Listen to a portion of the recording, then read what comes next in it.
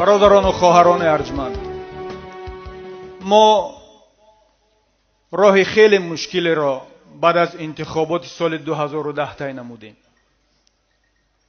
و بر اثر این فشارها، طوری که استاد زنده یاد سید عبدالله نوری می‌فرمودند اگر ما شکسته باشیم نریختیم، ولی ما حزب نهضت نه شکسته ایم نه ریخته ایم.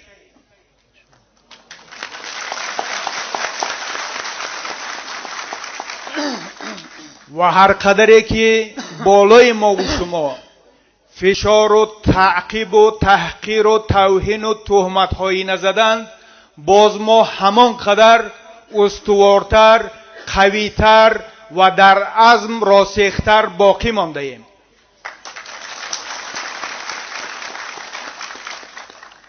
ما هیچگاه شکست نخواهیم خورد. ما در هر دو صورت پیروز هستیم. درست است که امروز حتی در روند معرکه انتخاباتی قلمفرسایانی که در گذشته جانبداری از فرانت خلقی میکردند و عالمان فالبین و آینده‌نگر جمهوری علیه حزب نهضت تهمتنامه ها می نویسند و می خواهند که آبرو و حیثیتی که حزب نهضت دارد با آبرو و حیثیت حکومت و حزب خلق دموکراتی برابر سازند، ولی این کار از دستشان تا به امروز نآمده و در آینده نخواهد آمد.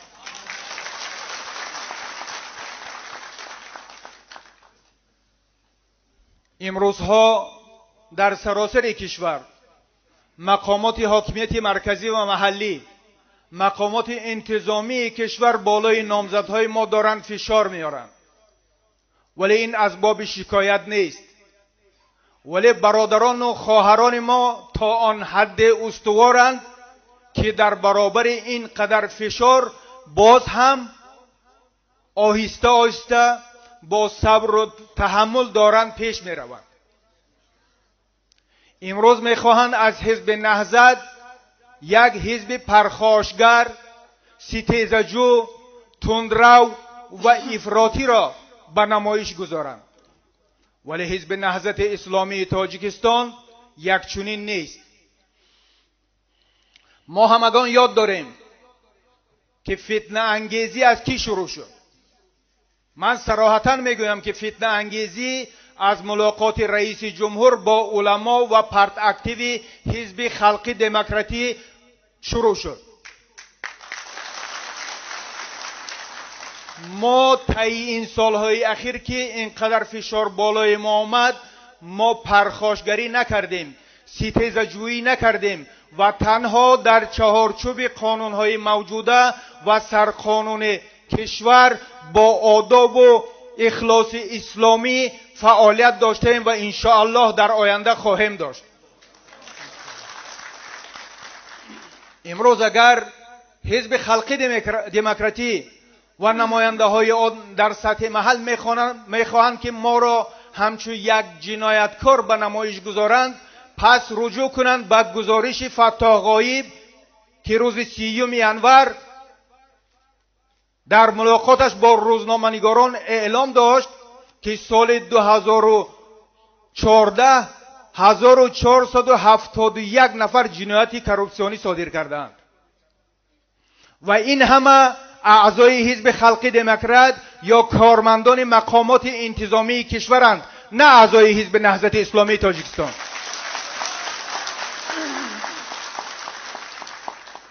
به یادم میآید که هنوز سال 2000 دولت علی دولتوف معاون اول رئیس حزب خلق دموکراتی تاجیکستان در یک صحبتش در آزیاپولوس اظهار داشته بود که ما از حزب خلق دموکراتی حدود 20,000 نفر را رانده ایم و آنها بر علت جنایت صادر کردن رانده شدن از این حزب.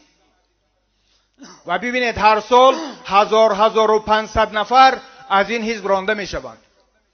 ولی از حزب نهضت اگرچه کدام جنایتی گوش ناشنیده انجام شده باشد و یا با تهمت عضو حزب اگر بازداشت شده باشد، آن را اینقدر تبلیغ میکنند که به اندازه زیاد، ولی بیخبر از این که کارهایی که رسانه های دولتی ما انجام دادند، عالمان آینده‌نگر و فالبین ما انجام دادند، بر ضرر این ملت و این دولت و این کشور انجام شد.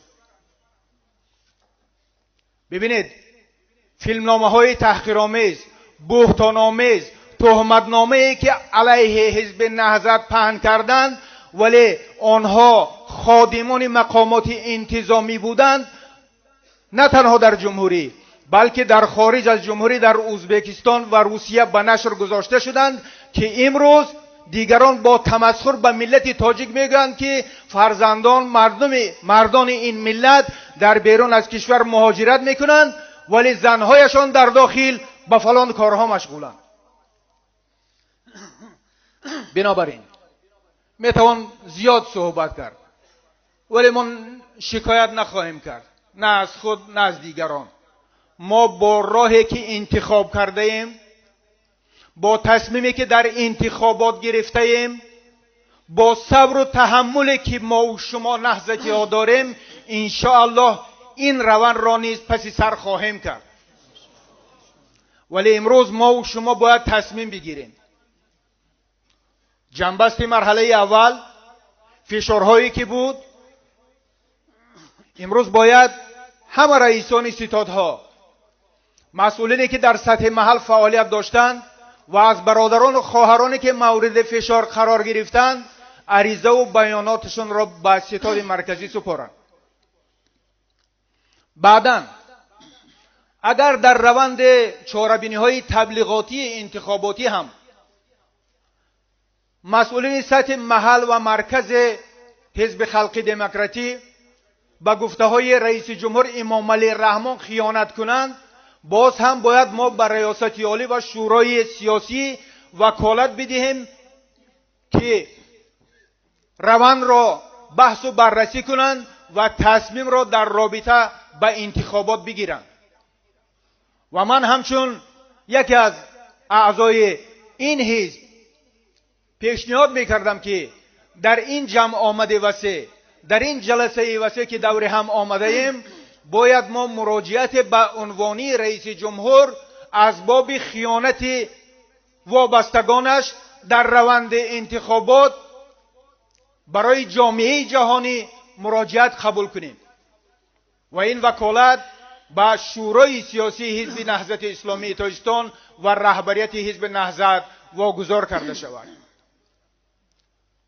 و بعداً ببینیم که در روند تبلیغات در روز انتخابات باز هم آنهایی که در گذشته بر رأی مردم تاجیک خیانت کرده بودند، باز هم دست به خیانت و تقلب و تخلف میزنند. باز اینجا باید تصمیم بگیریم که روز اعلان نتیجه انتخابات ما باید در این تالار و در هر ولایت و هر ناحیه دور هم آییم، نتیجه انتخابات را بررسی کنیم، تصمیم بگیریم و اقدام کنیم. و اقدام ما و شما باید در چهارچوب سرقانون کشور، قانونهای جاری کشور باید گرفته شود. برای همه شما بردباری میخواهم. توفیق و کامگاری از درگاه خداوند منان آرزو دارم که روند بعدی، مرحله بعدی تبلیغات و روز انتخابات را با صبر و تحمل سپری نماییم. به حکومتداران، با آنهایی که امروز در خدمت حزب حاکم این حکومتان گفتنیم، ما اینجا نشستگان فرزند اوگه این سرزمین نیستیم. صلح و ثبات مال ما هم هست. دل ما هم برای این وطن می سوزد، می تپد. ما آبادی و آرامی این کشور را خواهان بودیم و خواهیم بود.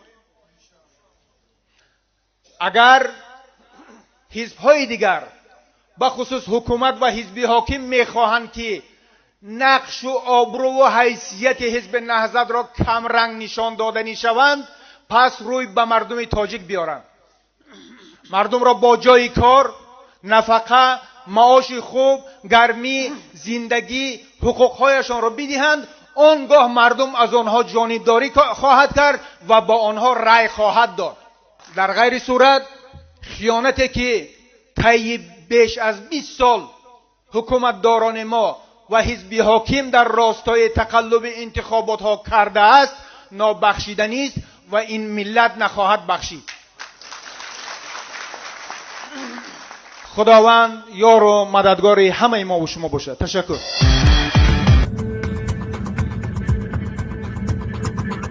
برنامه سیاسی و تحلیلی دیدگاه.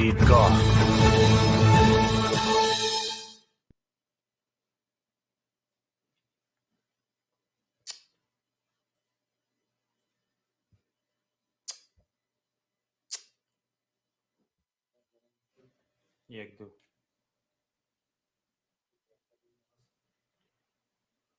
دوستان عزیز، پیش از همه پیش از سلام علیک یک خواهش، اگر صدای ما رو میشنوید، صدای من هست، لطفاً بنویسید، بعد از آن سر میکنیم انشالله.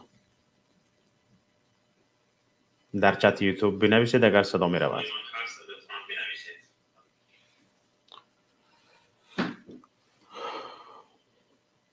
تشکر. درود بر شما تماشابینان عزیز.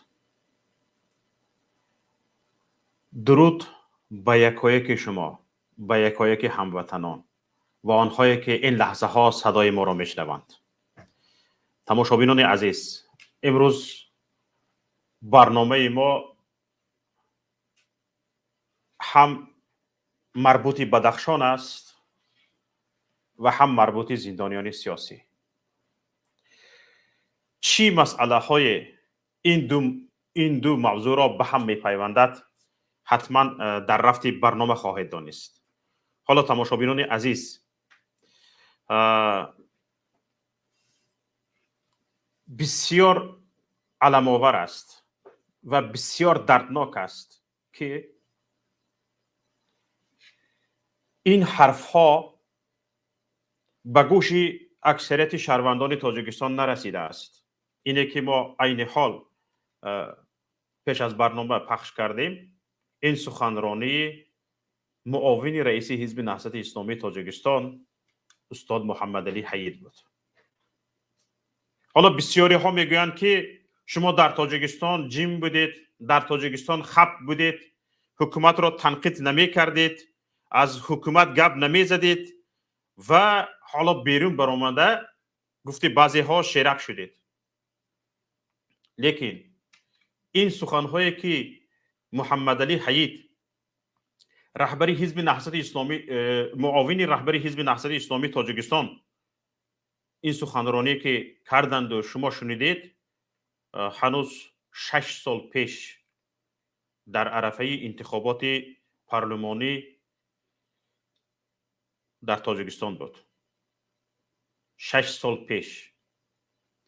و نکنون تماشابینان عزیز، اینجا ببینید که یک نفر، آن هم باشد معاون رهبر حزب نهضت اسلامی تاجیکستان، درباره خیانت‌های این رژیم، درباره تقلب‌های این رژیم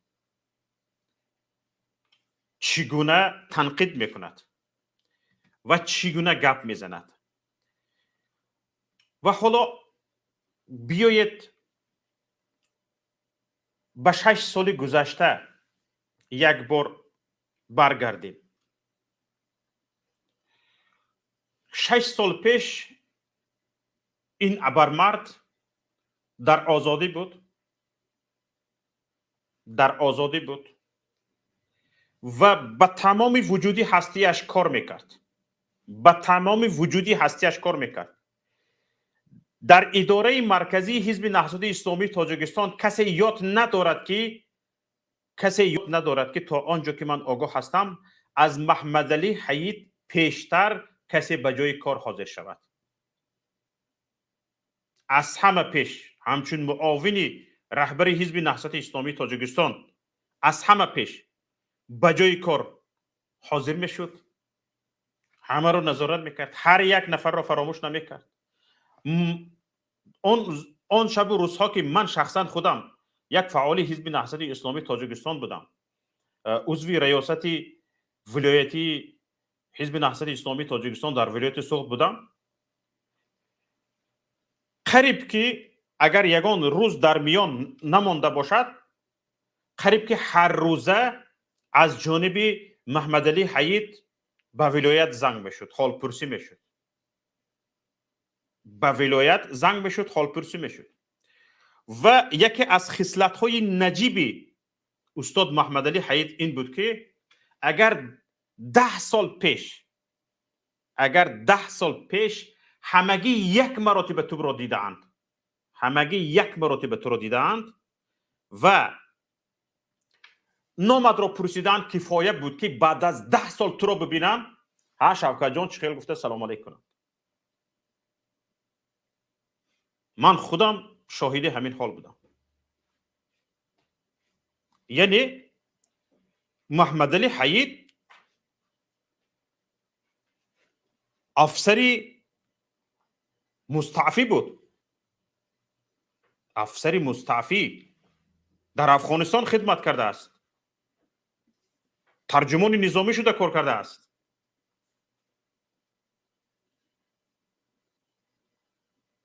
افسری استخباراتی SSR شده کار کردگی است. به یک بار دیدن تو را دیگر فراموش نمیکند. یک بار میبیند تمام، تو را دیگر فراموش نمیکند. این خیلی استعداد داشتن، این خیلی استعداد. حالا ببینید در دوشنبه ماه تقریبا اولی بهار سال 2013 در پیش خانه اش لطوکوب میکنند. لطوکوبش میکنند محمد علی حیید را. فکر میکنند الکی زدن کفتن دیگه او نامش را هم فراموش میکند. همان سال حزب نهضت اسلامی تاجیکستان 40 سالگیش را جشن میگرفت. وقتی که محمد علی حیید را به جشن 40 سالگی حزب نهضت اسلامی تاجیکستان گرفته آوردند، سر رویش ورم، تگهای چشمش کبود، ورمیدگی و اثرهای لطوکوب وجود داشت. در همین حالت وقتی که به همه سلام علیک میکرد ببخشید، به هر یک نفر با نامش سلام علیک میکرد، با نامش. فلانی شما درست می، فلانی شما درست می. حالا که در آنجا نفرانی که به سلام علیکش میرفتن نمایندگانی تمام منطقه های تاجیکستان بودند، نمایندگانی تمام منطقه های تاجیکستان بودند. تک تک آنها را با نامشان میشناخت و در عمرش یک بار دیده است، 2 بار دیده است، فراموش نکرده است. محمد علی حیید برای ملت، برای تک تک ملت این خیلی دوست بود. دوستی که به یک بار دیدنت تو را فراموش نمی کند. یک بار دید، یک بار در سر یک پیاله چای نشست، هرگز تو را فراموش نمی کند. اما در برابر این استعداد را که دارد، دشمنانش را هم فراموش نمی کند. سیمای دشمنانش در یادش باقی مانده است و تک تک آنها را میشناسد. کیها زدندش، کیها لطوکوبش کردند، کیها تا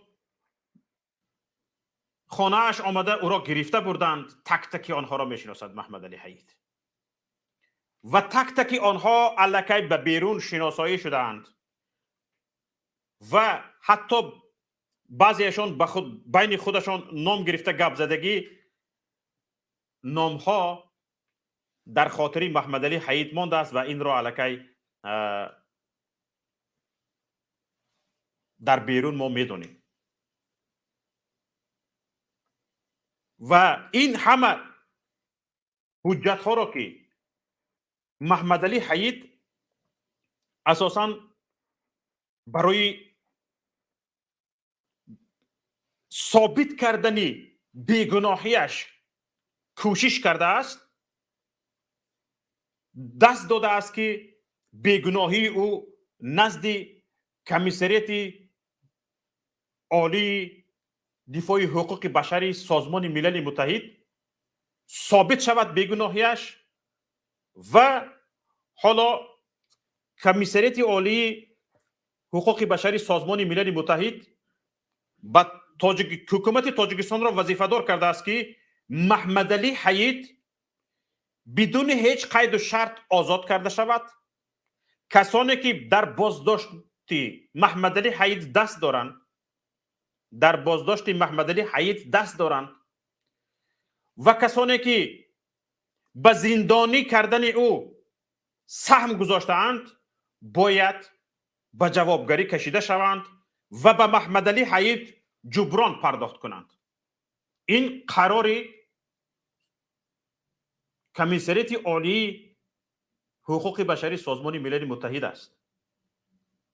حالا ببینید یک چیزم گویم، من یک بار گوش کنید بعد گپ میزنید. چهارش مورد دستگیر کردن، همینم گپ میزنه. مثال ما آقایون گفتگو دریدگی بود، همین چون پیدا شد کرد خود به خود نمی داره کن. آخه کرتی اینجا درآورده. نه خودتون درآورده که درآورده. نه درآورده. و من گفتم که اینجا هم من میزنم. نه حضورم نسبت شما هست، من خیلی زور وارد. من در نیست. نسبتی کی میسون؟ نه همون گپ زنی اول در نه اول در بود. همین وقتی آوردم. فیزیکی بود. اول درونه میگی درونه بدن بدن مثل وقتی روزی من بازداشت کردن و اخوانم آوردم 3 نفر کارمند امنیت کاپیتان شریکوف آمدن پیش از نماز شام بود برآمد گفت باید روید. گفتم کجا؟ گفت کمیته میریم راهبری کمیته دولتی با شما صحبت کردن میخوام. گفتم مایل روز 16 دیگه قریب ساعتی 7. گفتم مایل شده استی بیرون داد گفت درون نتونید درون نمیگیرید هم بیرون داشتی. خیر رفتم نماز مخوندم تورات کردم برو اومدم وقتی که ایسو تو خوردم فهمیدم که اینجا بودم اوسو نبردم یکی برم سیزو اومدن روز کوچی و کتی پتوسکی کتی سامانی کتی آوردن خیلی پیش کتی تو خوردن طرفی راحت. وقتی طرفی راحت تو خوردن ای کوچی نرزد فرسون زورو کتی من فهمیدم که راستن جای دارن هیچ شو نگفتم. درون اومدیم علاقه پلکونی زور و امنیت شدگی بود ادرکی شورا کرد. همین که شورا کرد قفیدن اومدن. همین قفیدن زمین زیر کردن کشولا کردن. وقتی همین سیزو در آوردن پیش همین و جایی که باید میمونن که تلفن ها میمونه. منم کنجا تلا کردم کنجا رو باید شاتو زدن نگه سرکاری آتش. من میدونم کی زد. خب بعد در آوردن درون با اون درون در جو هست. بعد اونجا در زدن. کردم اونجا در آوردن. پولا ما گرفتن. ارینه ما گرفتن. خب چیزا گرفتن. یک کتاب چه بودن جای نمیدونم نکردن. خلاص زورواری بود نسبت به همه شدگی این کن. مولای محمد علی هم زدگیان. عبدالقهار هم زدگیان. سید عمر دوم زدگیان. همونجا یادم کس نمیگن. من اونجا 2 بار 3 بار گفتم اگر یادتون باشه که در همه جون میزنن. بعد و یاد داره که شیخ سعدیدین گفت که وقتی که من پودابانی گرفتم اما تو خیال دیگر بیام از سنبود علاوه میگیرم. بعد با عبدالقهار خیلی سوال داد که همه از سنبود علاوه میگیره چه خیلی نشده. بعد وقتی رئیس گفت که خیلی شکنجه نکنن. دیدید یک نفر کی برده است، کی به او اشاره کرده است، کی زده است، همشه به نام فامیلش میدوند. شاید یکم مراتب اونها را دیده است.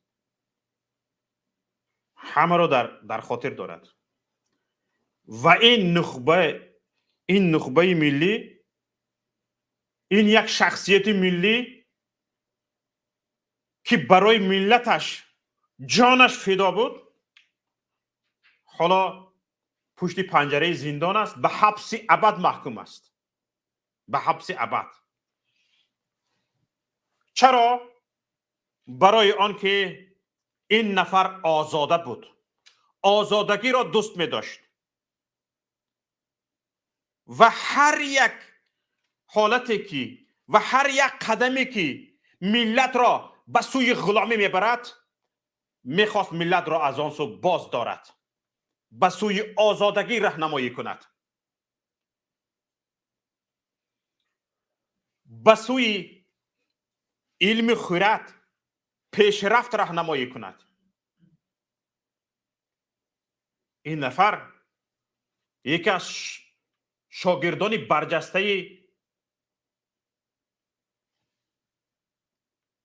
طاهر عبدالجبار، رهبری جنبش ملی رستخیز است. از جمله رحمت الله رجب نیست. حزب نهضت اسلامی تاجیکستان این گونه شخصانی فرزانه را اطرافش جمع کرده بود تا اینکه برای ملت خدمت ارزنده داشته باشد، تا اینکه برای ملت خدمت ارزنده داشته باشد. اما این حکومت چیکار کرد؟ همه نفرانی که میخواهند آزاده باشند و ملت آزاده باشد، یا پشت پنجره زندان کرد یا سربگریز. یعنی فکر و ذکر این حکومت چی بود؟ این رژیم چی بود؟ غلام کردن ملت. غلام کردن ملت. حالا امروز براستی روزی چی است؟ روزی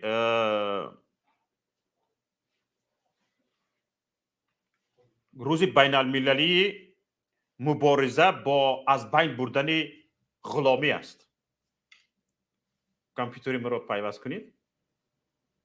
من سازمان ملل متحد، سایت رسمی سازمان ملل متحد است. روز بین المللی مبارزه با از بین بردن چی است؟ غلامی. ببینید، میتونید بردارید این را. ببینید، غلامی و غلامداری را تماشابینان عزیز، نمی شود گفت که این مال تاریخی گذشته است، به ما هیچ ربطی ندارد. حالا طبق معلومات سازمان بین المللی مهنت، در همین شب روز تقریبا 40 میلیون نفر در روی زمین قربانی شکل‌های گوناگون غلامداری هستند.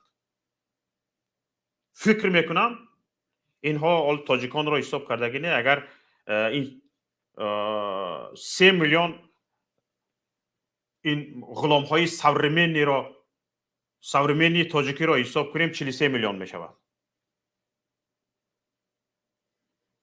فهمیده شدید؟ یعنی در عصر امروز به طور زمانوی غلامداری ادامه دارد و نه همین مهاجرت هم یک نمود تجارت غلامداری است.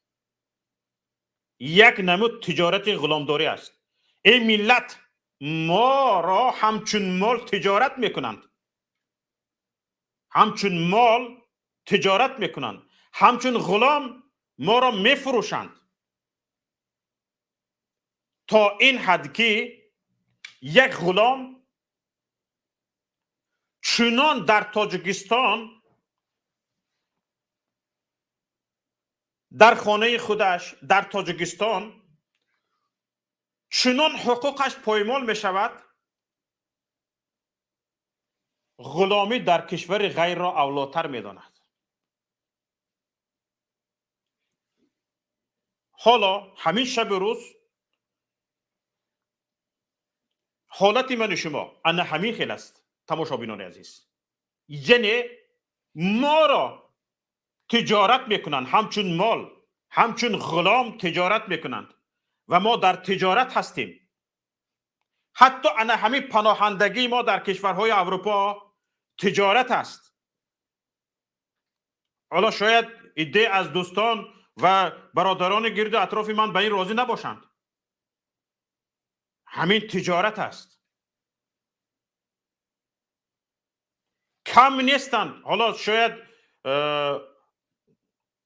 شکر خدا که یک کمی قانونمندی در کشورهای اروپایی مانده است، اما کم نیستند در بینشان نفرانی که میخواهند از ما غلام بسازند. غلامی که راضی است برای یک بریده نان برای اجرای هر گونه کاری پس راضی باشد. لایکاری هست، گیلکاری هست، کوچه روبی هست، حاجت خانه شستن است، در آشخانه ها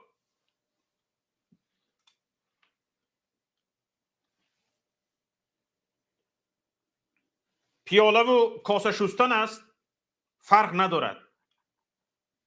هر گونه کاری پستی که است، گشنه نمانم، تشنه نمانم شد. یعنی لازم شده است همچون پناهنده می بیایی، لازم شده است همچون مهاجری کاری می روی، فرق ندارد. حالا انا همین رقص بازی بارل جوزف یا جوزف بارل که به نزدیکی تاجیکستان رفته بود، رقصیده آمد، ثابت کرد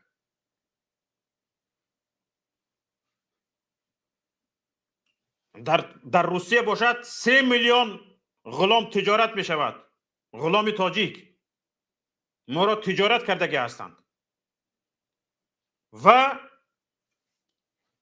در بین این غلامان هم هر کسی صدایی داشت و هر کسی از حقوق آزادی هایش گپ زد. میگویند خوجین ها غلام را فروختگی ها.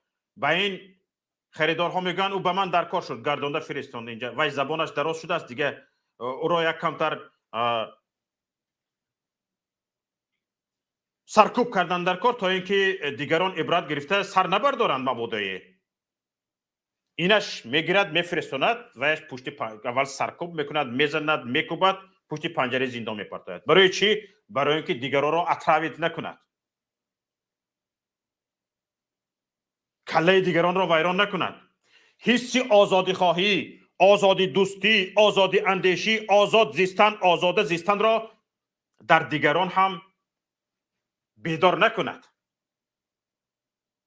انا برای همین خاطر در بین مهاجران هر نفری که پیدا شد از آزادی گپ زد، از کمبودی گپ زد، از بیقانونی گپ زد، حتما از تاجیکستان به روسیه تلفن می شود، یک همین خیلی کاغذ فرستاده می شود، مکتوب فلانی تروریست اکستریمیست است، فکر اندیشه های تروریستی اکستریمیستی دارد، او را باید به ما گسیلانید. می گسیلانند.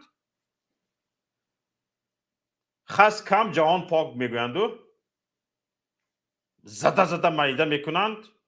تمام اهل اولادش را کیسه اش را قاق میکنند، گدا میکنند، خانه هایش را تا خانهش را فروختن و تا ماشینش را فروختن و و دستگاهش را فروختنش، آخرین چیزش را فروختنش، پول بردن میگیرد خیش تبار، با قرض میکند. بیچاره مادر، بیچاره پدر و در سیزا می ایستد. همین که پول تمام شد یک پولی کلان دیگر رو طلب میکنن، نه اینش آورده نمیتونم میگن، بعد میبرند کنی زندان. دیده ایستادید چی حالت؟ یعنی ملتی که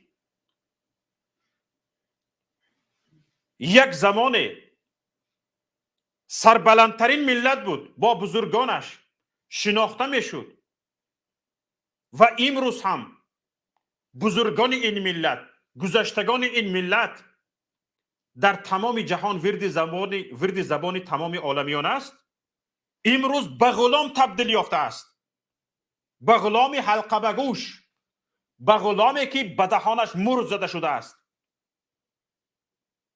یعنی لجام غلامی به دهان گرفته است و هرگاهی که خواست این لجام غلامی از دهانش گرفته شود و صدایش بیرون براید، حتما صدایش را خاموش میکنند و او را کنج زندان میبرند. به این حال آمده رسیده ایم. بدخشان مردم سنه 25م، 26م، 27م، 28م 4 روز تظاهرات کردند. حکومت اول خواست با کشتن مردم را بترساند، با یردار کردن مردم، زخمین کردن مردم را بترساند. چندین نفر زخمی شدند، در بیمارخانه برده خواباندند. جراحت برداشتند. یعنی به سوی مردم این حکومت در روزهای اولین تظاهرات تیر کشید تا اینکه چشم مردم را بترساند.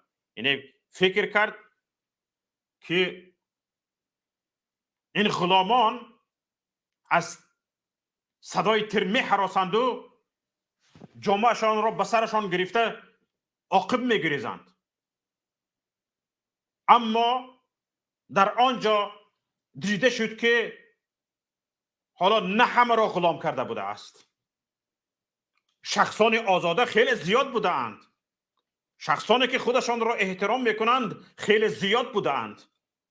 این بود که این همه نقشه رژیم بر خاک خورد.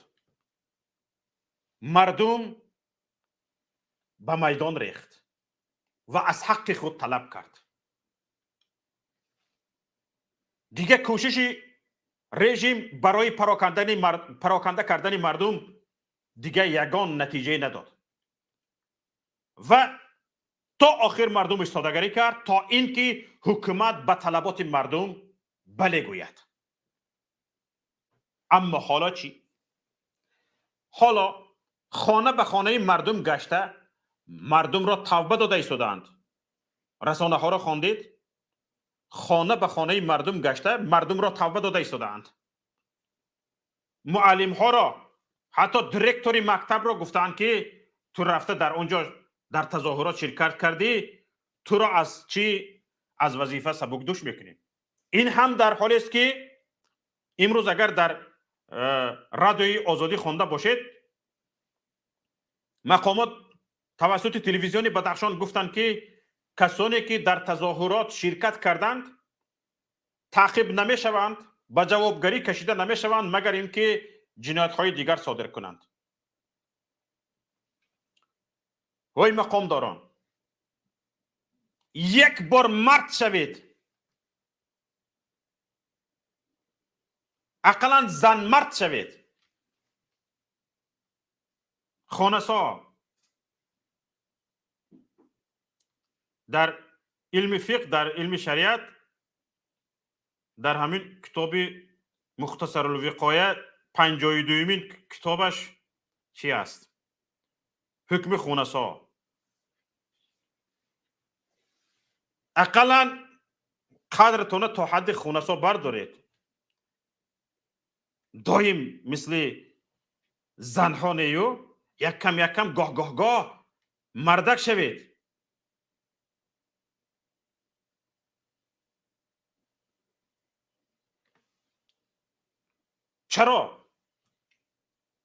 چرا چنین میگویم؟ برای آن که چنان از ملت میترسید، چنان ترسو شده اید که حتی در سیمایتان مردی مانده است، وجودتان و عقل و هوشتان، قلبتان قلب زنانه است. چنان ترسو هستید که اگر ترسو نباشید سوی ملت شما تیر میکشید. اگر ترسو نباشید امروز از ترس آن که مبادا باز این مردم تظاهرات نکند شما در بدر مردم معرکه فهماندهی میگذرانید. فهماندهی یعنی چی؟ چی را میفهمونید شما؟ حالا همین حکومت ثابت کند که چند نفری سوادناک دارد که به مردم بدخشان برود یک چیز را بفهماند. همین چیز با اما هست. حالا از همین نفر اول سر کرده، نفر اول در این مدت 30 سال، نفر اول در این مدت 30 سال حالا یک بار به پیش مردم نبرآمده است. فقط کلان ها را قطار میکنند، گپش را میگوید. او کلان ها یکی هم کنابکا را پخش میکنید، همه گپی از خود کردگیش را یا که به چپش گذراندگی، به جاسکی دیسکش گذراندگی را گپ میزند، همون ها را میبرارن، گپ را میزنن، تمام خلاص. این امام علی رحمان خلاص. 30 سال باز همین خیلی است. یک بار به روزنامه‌نگار روبرو نشده است، یک نشستی مطبوعاتی دایر نکرده است، حالا که هر یک شخصی وظیفه دار هر یک شخص منصبدار اقلا در 6 ماه یک مرتبه باید به پیش روزنامه‌نگاران برایت نشست مطبوعاتی دایر کند. این خودش که خودش اقلا سخنگویش بر اومده نشست مطبوعاتی دایر نمی کند. خودش که خودش. حالا من ندیدم، شاید کرده باشد. حالا حتی سروزیر تاجیکستان نفهمیدم که نشست مطبوعاتی دایر کرده بود یا نبود. من در یاد ندارم. اینها خودشان را گزارش دهنده پیش مردم نمیدانند. این یک. دویم انیقش این است که اینها گزارش داده نمیتونند در پیش مردم. بعد نفر اولنشان این است اینها در حالتشان در ولایت و شهر و نواحی چه خیل باشد. از این بدتر همین یک دو سوالی جدی اگر به میون بیاید سرش خم کرده با همون کاستومش یک لبی گالستوکش را گزیده با کاستومش کلش را پوشیده گرفته می رود. یک دو سوال جدی به میون آید. یا اینکه حالا متهمی را میاد گفتگان حالا تو سیاستی جناب عالی را زیدش گم میزنی میترسونند. یعنی حق طلب کردن، نافهمی را سوال دادن به اینها ضد سیاست جنابی عالیشان بودن است. برای همین هم اینها بجز این که خدا خیر دهد به تظاهرات دیگر نبرایید، اگر این دفعه برای بعضی کسا را تهدید کرده بود ایستاده بودند، این دفعه حکومت سخت میگیرد، حالا رحمی چند کس خورد و جناب عالی چند چیزها را فکر کردند. برای همین دیگه ضد تظاهرگران تیر پرانده نشد. اما این دفعه قهر جناب برایت کار بزیر می شود. به چند نفر همین خیلی هم گفته هم. انا این است طرز فهمونده دیگه اینو.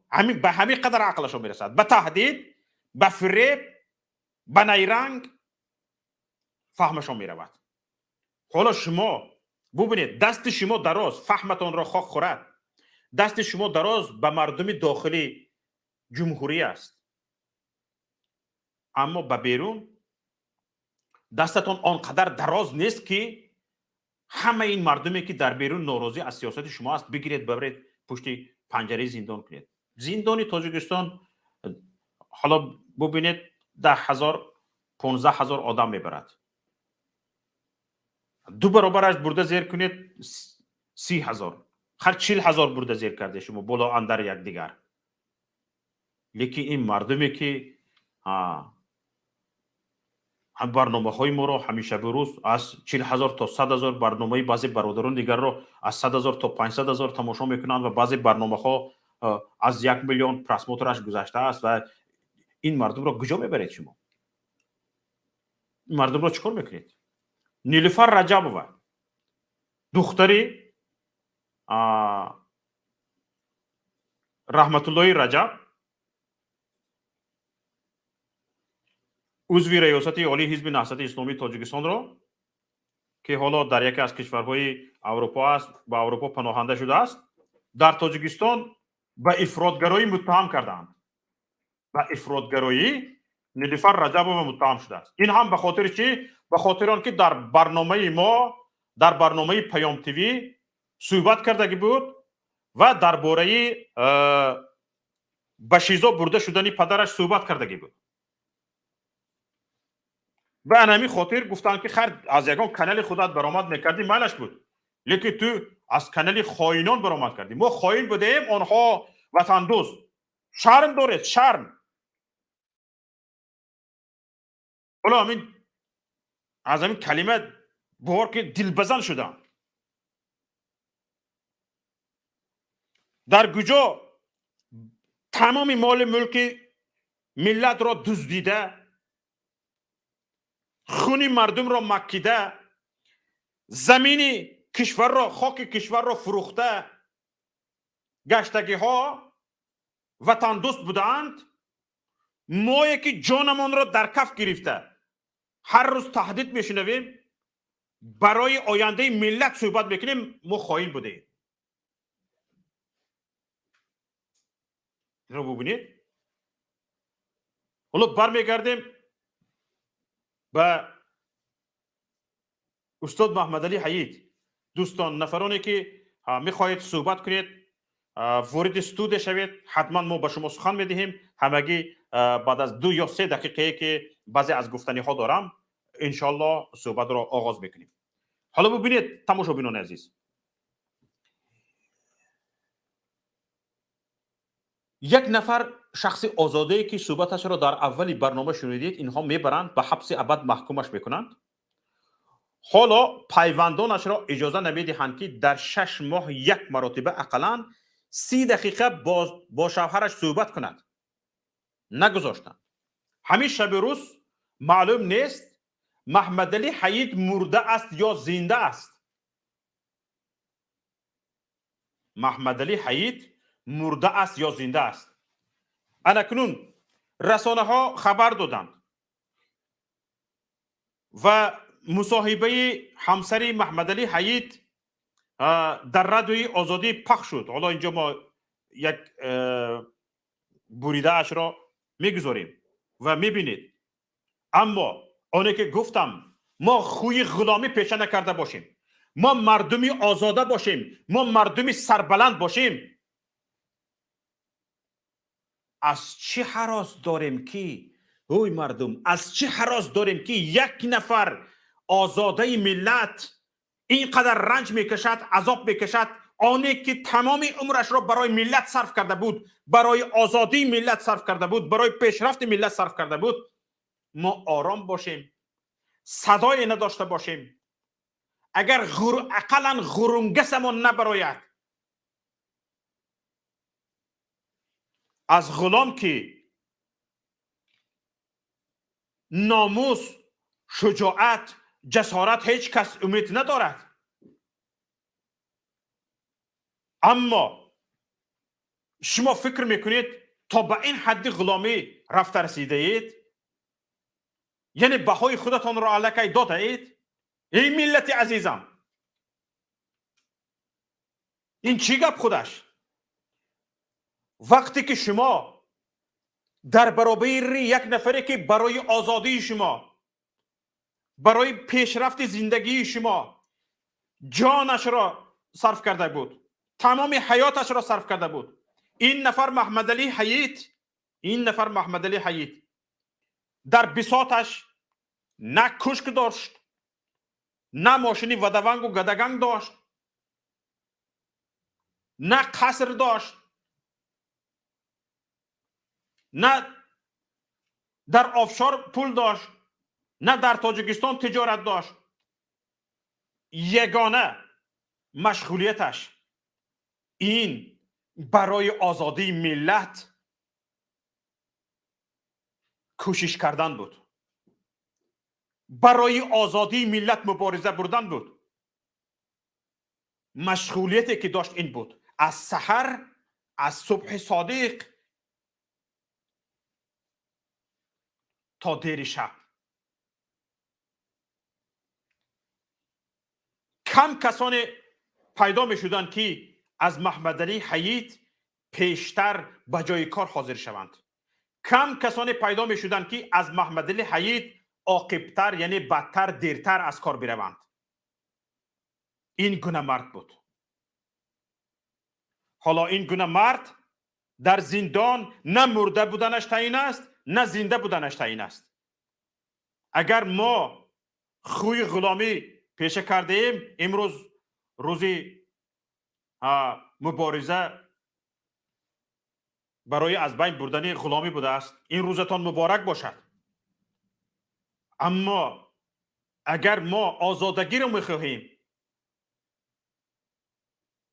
اگر ما پیشرفت رو میخواهیم، اگر میخواهیم که ملت سربلند باشد، چگونه ما به هر یک تک تک آنهایی که اهل دانش بودند، اهل خرد بودند، زیایی بودند، اهل سواد بودند، تا آخرینشان پشت پنجره رفتنشان یا کشته شدنشان یا سربگریست شدنشان ما به دهان مهر بسته ایم، صدایمان نمیبراید؟ آخرین خوی غلامی است. بسیاری ها به ما سوال میدهند که کی ما از این مصیبت بیرون میبریم، کی مهاجرت بس میشود در پیش فرزندانمون میباشیم. آخر ما که خوی غلامی را پیشه کرده ایم، با خصلت غلامی زندگی میکنیم، چگونه ما میتوانیم آزاده باشیم؟ حالا ببینید حرفهای همسر محمد علی حیید را گوش کنید. دل آدم صد پاره میشود. بیاید گوش کنید. 24 نوامبر باید که شوهر ما میدیدیم آخر داشتیم که ما را اجازه ندادن. راستی سببش پرسیدیم، سبب امروز نگفتن. سرایاست رفتیم و یا عریضه را دادن که شما اجازتی درآمدن دارین. گشتیم آمدیم با پرسیدیم، گفتن نه ما اجازه نداریم. ترتیبات ویران کرد. ترتیبات ویران که نفهمیدیم چه خیلی ترتیبات ویران شده است. تا روزی 27 ما هیچ جوابی نگرفتیم. راستی آمدیم سرایاست ایجا باری اوجا میکنه، اینش باری وی. راستی بعد در آخر روز 27 پیش سردار مؤسسه آمدیم و یا ما را فهماندن که همه خیلی ایری قانون چی بود سبب؟ ایری قانون ترتیباتی اگر مؤسسه را ویران کنی 6 ماه اجازتی با خوری نیست. حقیقتی نزدیکان و من پرسیدم چه خیلی ترتیبات ویران میکنن که مثلا 6 سال در همه جا هستن. ترتیبات برای هوای تازه نبرآمدن. کی گفت اینه به شما؟ سعید زاده رستم. نه اون وظیفه‌شون که؟ وظیفه‌شون سرداری مؤسسه.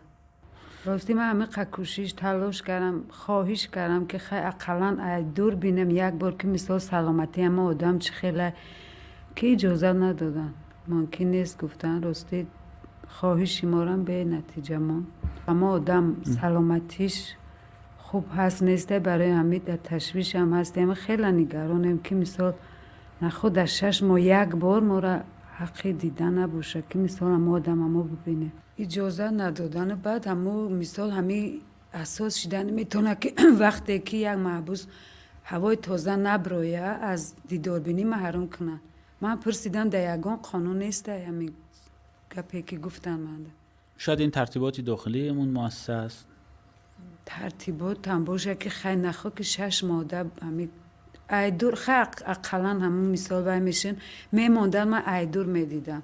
من گفتم که اقلا یک بار ایدور ببینم، صحبت هم نکنیم، ایدور ببینیم که هم آدم هسته یا که سلامتیش خوب هست نیست. همین هم اجازه ندادن.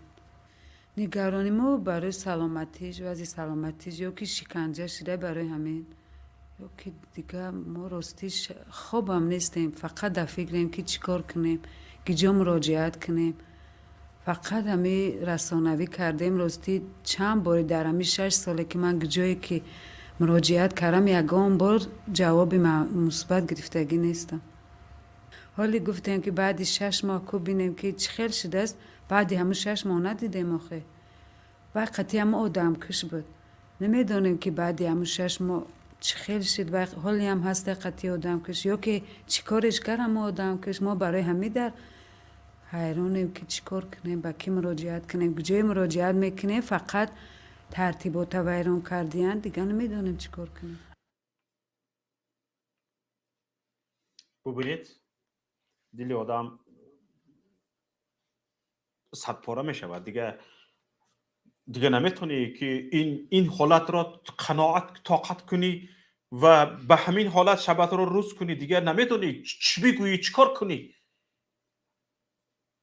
او ترتیبات نظام داخلی زندان را ویران کرده است. او محبوس است. بسیار خوب. این زن این مادر به تو چه گناه کرده است که از حقوق قانونیش تو او را محروم میکنی؟ ای بدبخت، ای ظالم، تو چه حق داری که این یک نفر آزاد را از حقش محروم میکنی؟ ای ظالم. جزایتان را خدا میدهد انشاءالله. انشاءالله جزایتان را میگیرید. از این زیاد نمیشود.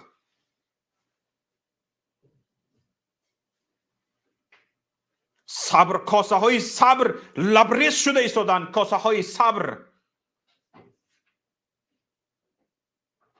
یک همسر نمیداند که در داخل زندان همسرش زنده است یا مرده. از این زیاد چخیل ظلم می شود. با یک نفر این باوری را نمی دهید که هرچند شکنجه اش کرده اید، هرچند لطوکوبش کرده اید، اما او زنده است. از عهده این باوری را به یک نفری که او جنایتکار نیست، او جنایت نکرده است، از عهده یک بشروند این گزارش را دادن نمی برایید. چی دولت داری، چی حکومت داری هستین؟ این چی دولت داری باشد؟ این چگونه حکومت داری باشد که یک حکومت به شهروندش گزارش داده نمیتواند که در داخل زندان پیوندش، خانوادهش که زندان کرده است زنده است یا سلامت است؟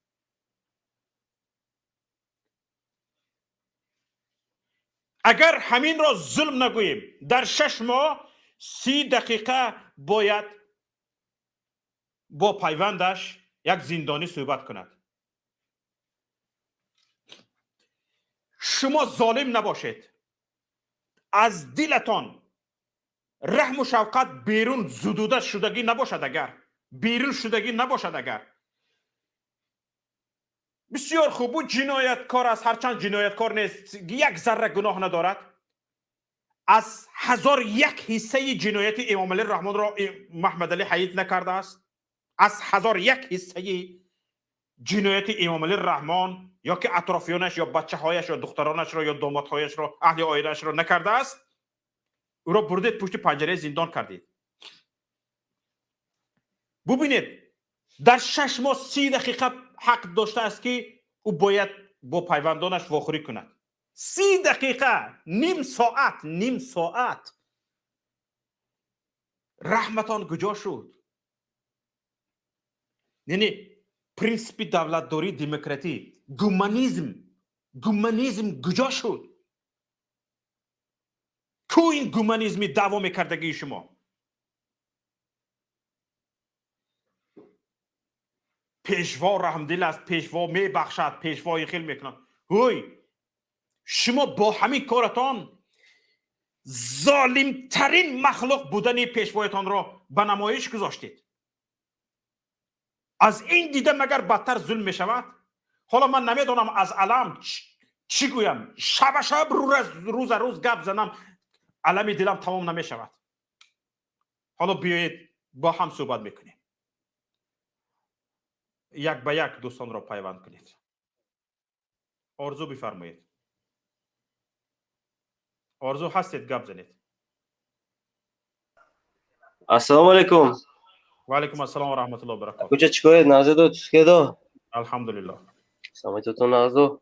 خدا شکر. همین دانشجو همین چند روز شده من یوتیوب در اومده می بعضی ویدیوهاتونو دیدم. گفتم یک پیوست شده قطعتون گپ زنم. بله. خودتون چیکار کجا درسته دو؟ الحمدلله. موضوع به وارد میشیم برادر عزیز. موضوع چی بود؟ من راستی گپ نمیدم. برنامه در باید چی میشه چیکار کنیم؟ پیوست کنید این کس موضوع را فهمند، بعد ان شاء الله نوبت میدیم. سفربای گپ زنید. سفربای. سلام دوملو شفقت، خوب هستی؟ الحمدلله. امیدوارم شما خوب باشید.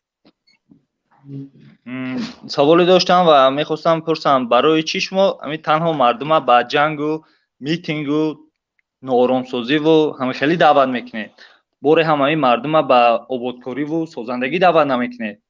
و از این میبراید که این مقصد شما تنها نوآرام ساختن بعضی کشور بوده و سوء استفاده از اون مقصدهای همون رذیلانه که دارید عملی سازید. چی برای چی تو به من سوال میدی؟ با سوال خودت جواب میدی. تو به من سوال دادی، جواب رو از من گیر. برای چی؟ از این برایت که گفته با خودت جواب رو سر بکری. این رو پسش کن. سوال دی رو یاد گرفت. محمد اقبال حسینی بفرمایید. فرزند زندانی سیاسی استاد سید عمر حسینی، بفرمایید.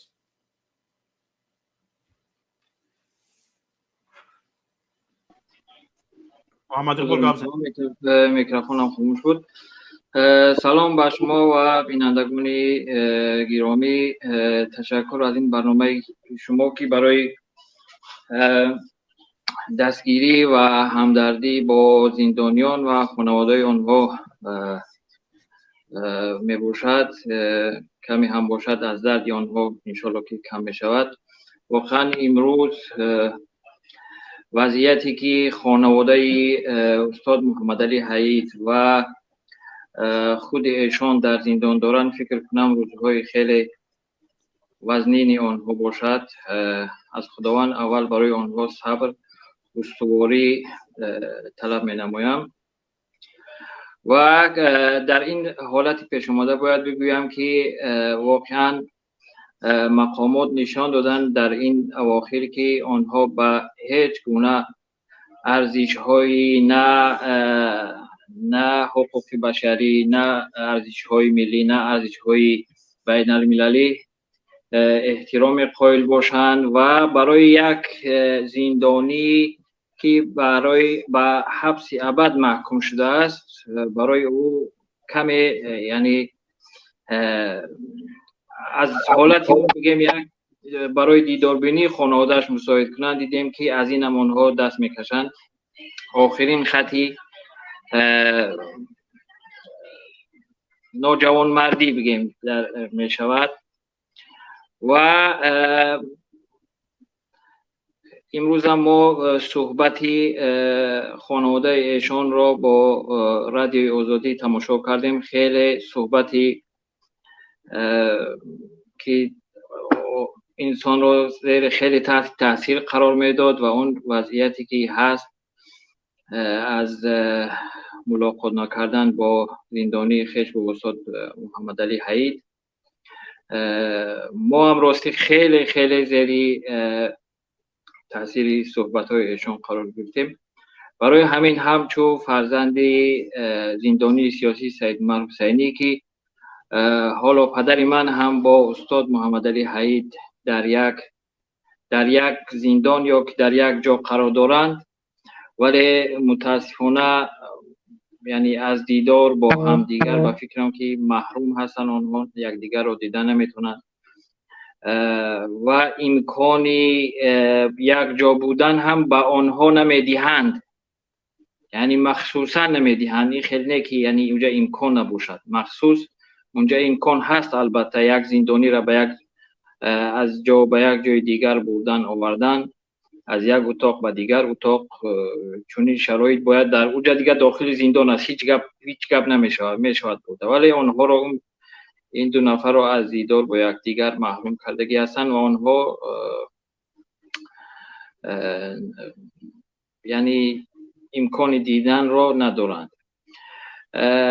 ولی خانواده ما یک هفته قبل از اینکه خانواده استاد محمد علی حییت وقت زیارت داشتن، توانستن که با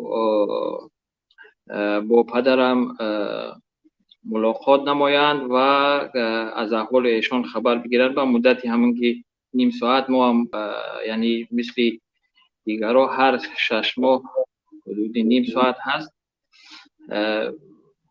و فقط در اونجا چیزی زیاد پرسیدن گفتن هم امکان نیست، چون که وقت خیلی کوتاه است. فقط با احوال پرسی همین خانواده، دادر، برادر، خواهر میرسد و خلاص. متاسفانه نمی شود که از احوال خود زندان یا از دیگر زندانیو از در اون وقت بگیریم. برای همین من از اینجا اول به مقامات مراجعت میکنم که از این کردارهای غیر انسانی دست بکشند و حداقل حقوق یک زندانی را که دیدار با خانواده اش هست، این حداقل چیز است. هر بار در هر 6 ماه یک دفعه این را حتما اجازت بدهند به خانواده استاد محمد علی. البته فقط دیدار زندانیان هدف ما نیست. هدف ما آزادی همه زندانیان سیاسی می باشد که انشالله با این چیز هم نائل می شویم انشالله به نزدیکی. طلب ما همین است که به آنها اجازه داده شود و اینچنین مراجعت به سازمان ها و جامعه شهروندی تاجیکستان که در چنین رفتار با یک شخص سیاسی که هیچ گناه مرتکب نشده است نسبت خودش نسبت خانوادهش صدا بلند کنند و از حق ایشان و از حق خود همه مردم تاجیکستان دفاع کنند و بی‌طرف در این قضیه نباشند. تشکر زیاد. زنده باشد برادر عزیز. از الله پاک طلب میکنیم که پدر شما و دیگر زندانیان سیاسی و همه آنهایی که بدون جرم و گناه در پشت پنجره این رژیم هستند هر چه زودتر نجات یابند و به آزادی برسند. آمین. تشکر برادر عزیز. فیروزی حییت، فرزند محمد علی حییت، فرزند آن قهرمانی که امروز نه زنده بودنشان تعیین است نه در حیات نبودنشان تعیین است و امروز من اینها را در چه حالت هستند تصور کرده نمیدونم. حالا چی بگویم برادر عزیز. فیروز ما را ببخشید برادر عزیز که از دستمان هیچی نمیباید. شاگردان پدرتان، دوستان پدرتان، ما را ببخشید که حالا در یک حالت عاجزی هستیم که نمیدونم پیش شما چگونه سر برداشته گپ زنم. بفرمایید فیروز.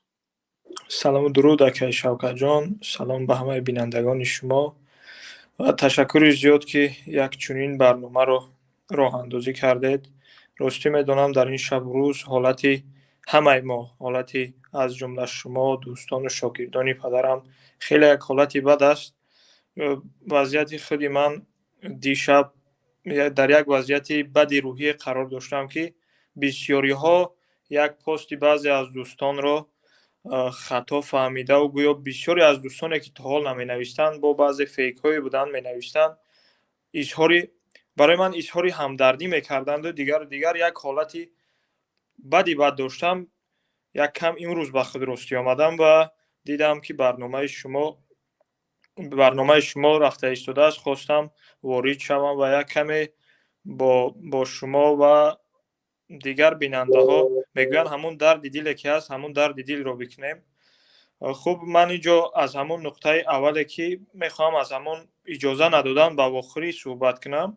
وقتی که مادر یک هفته پیش برای اجازه پرسیدن واخری میروند، وقتی مادر برای اجازه پرسیدن واخری میروند و باید اون واخری مادر با پدر که خیلی راستی همه ما پزمانش بودیم، همه منتظرش بود. هرچند که من پدر رو نمیدیدم، وقتی که مادر میدیدم راستی یک نیرو برای من ببخشید.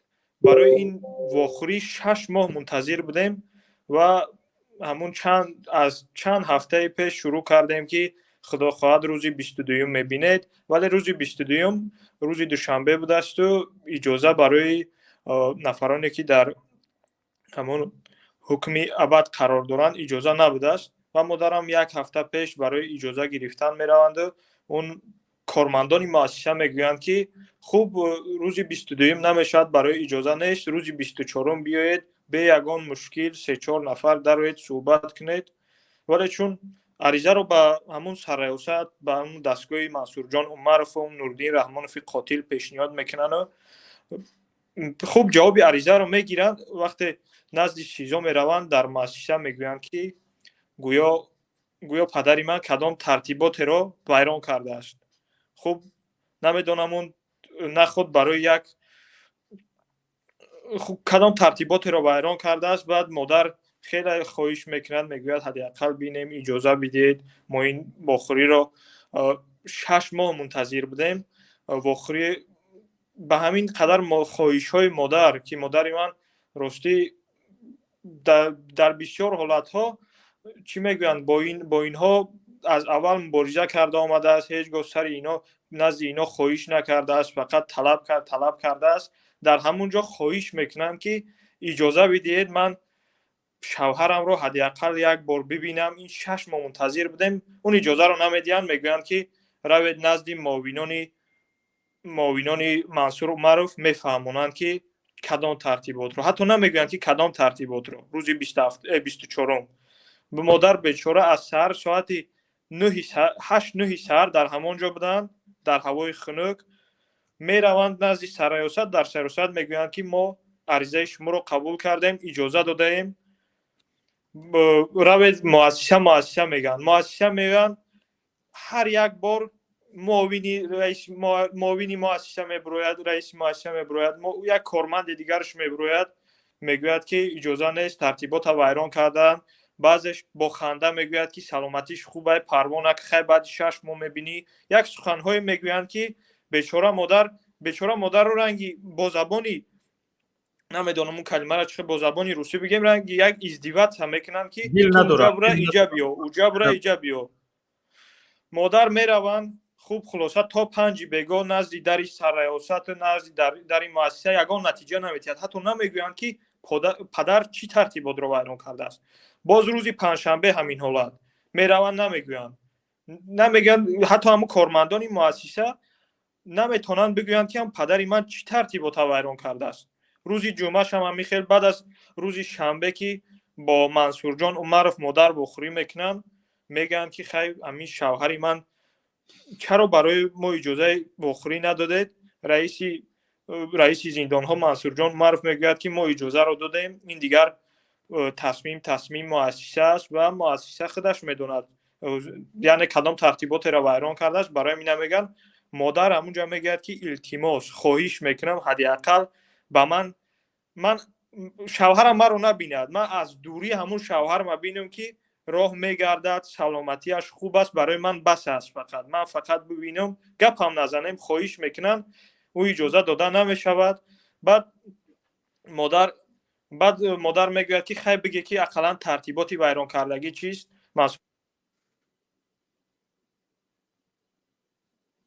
میشنوم، بفرمایید، گپ زنید.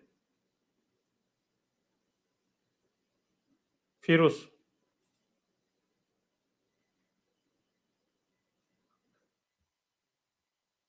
فکرم کسی زنگ زد به فیروز، به همان تلفن هوشمنده که توسط آن با ما در تماس بودند. کسی زنگ زد. یک زنگ از واتساپ قبول میکنیم. الو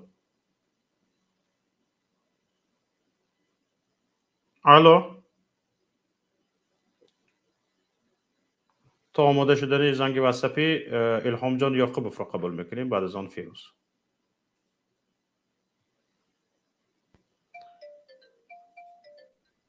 الهام جان بفرمایید.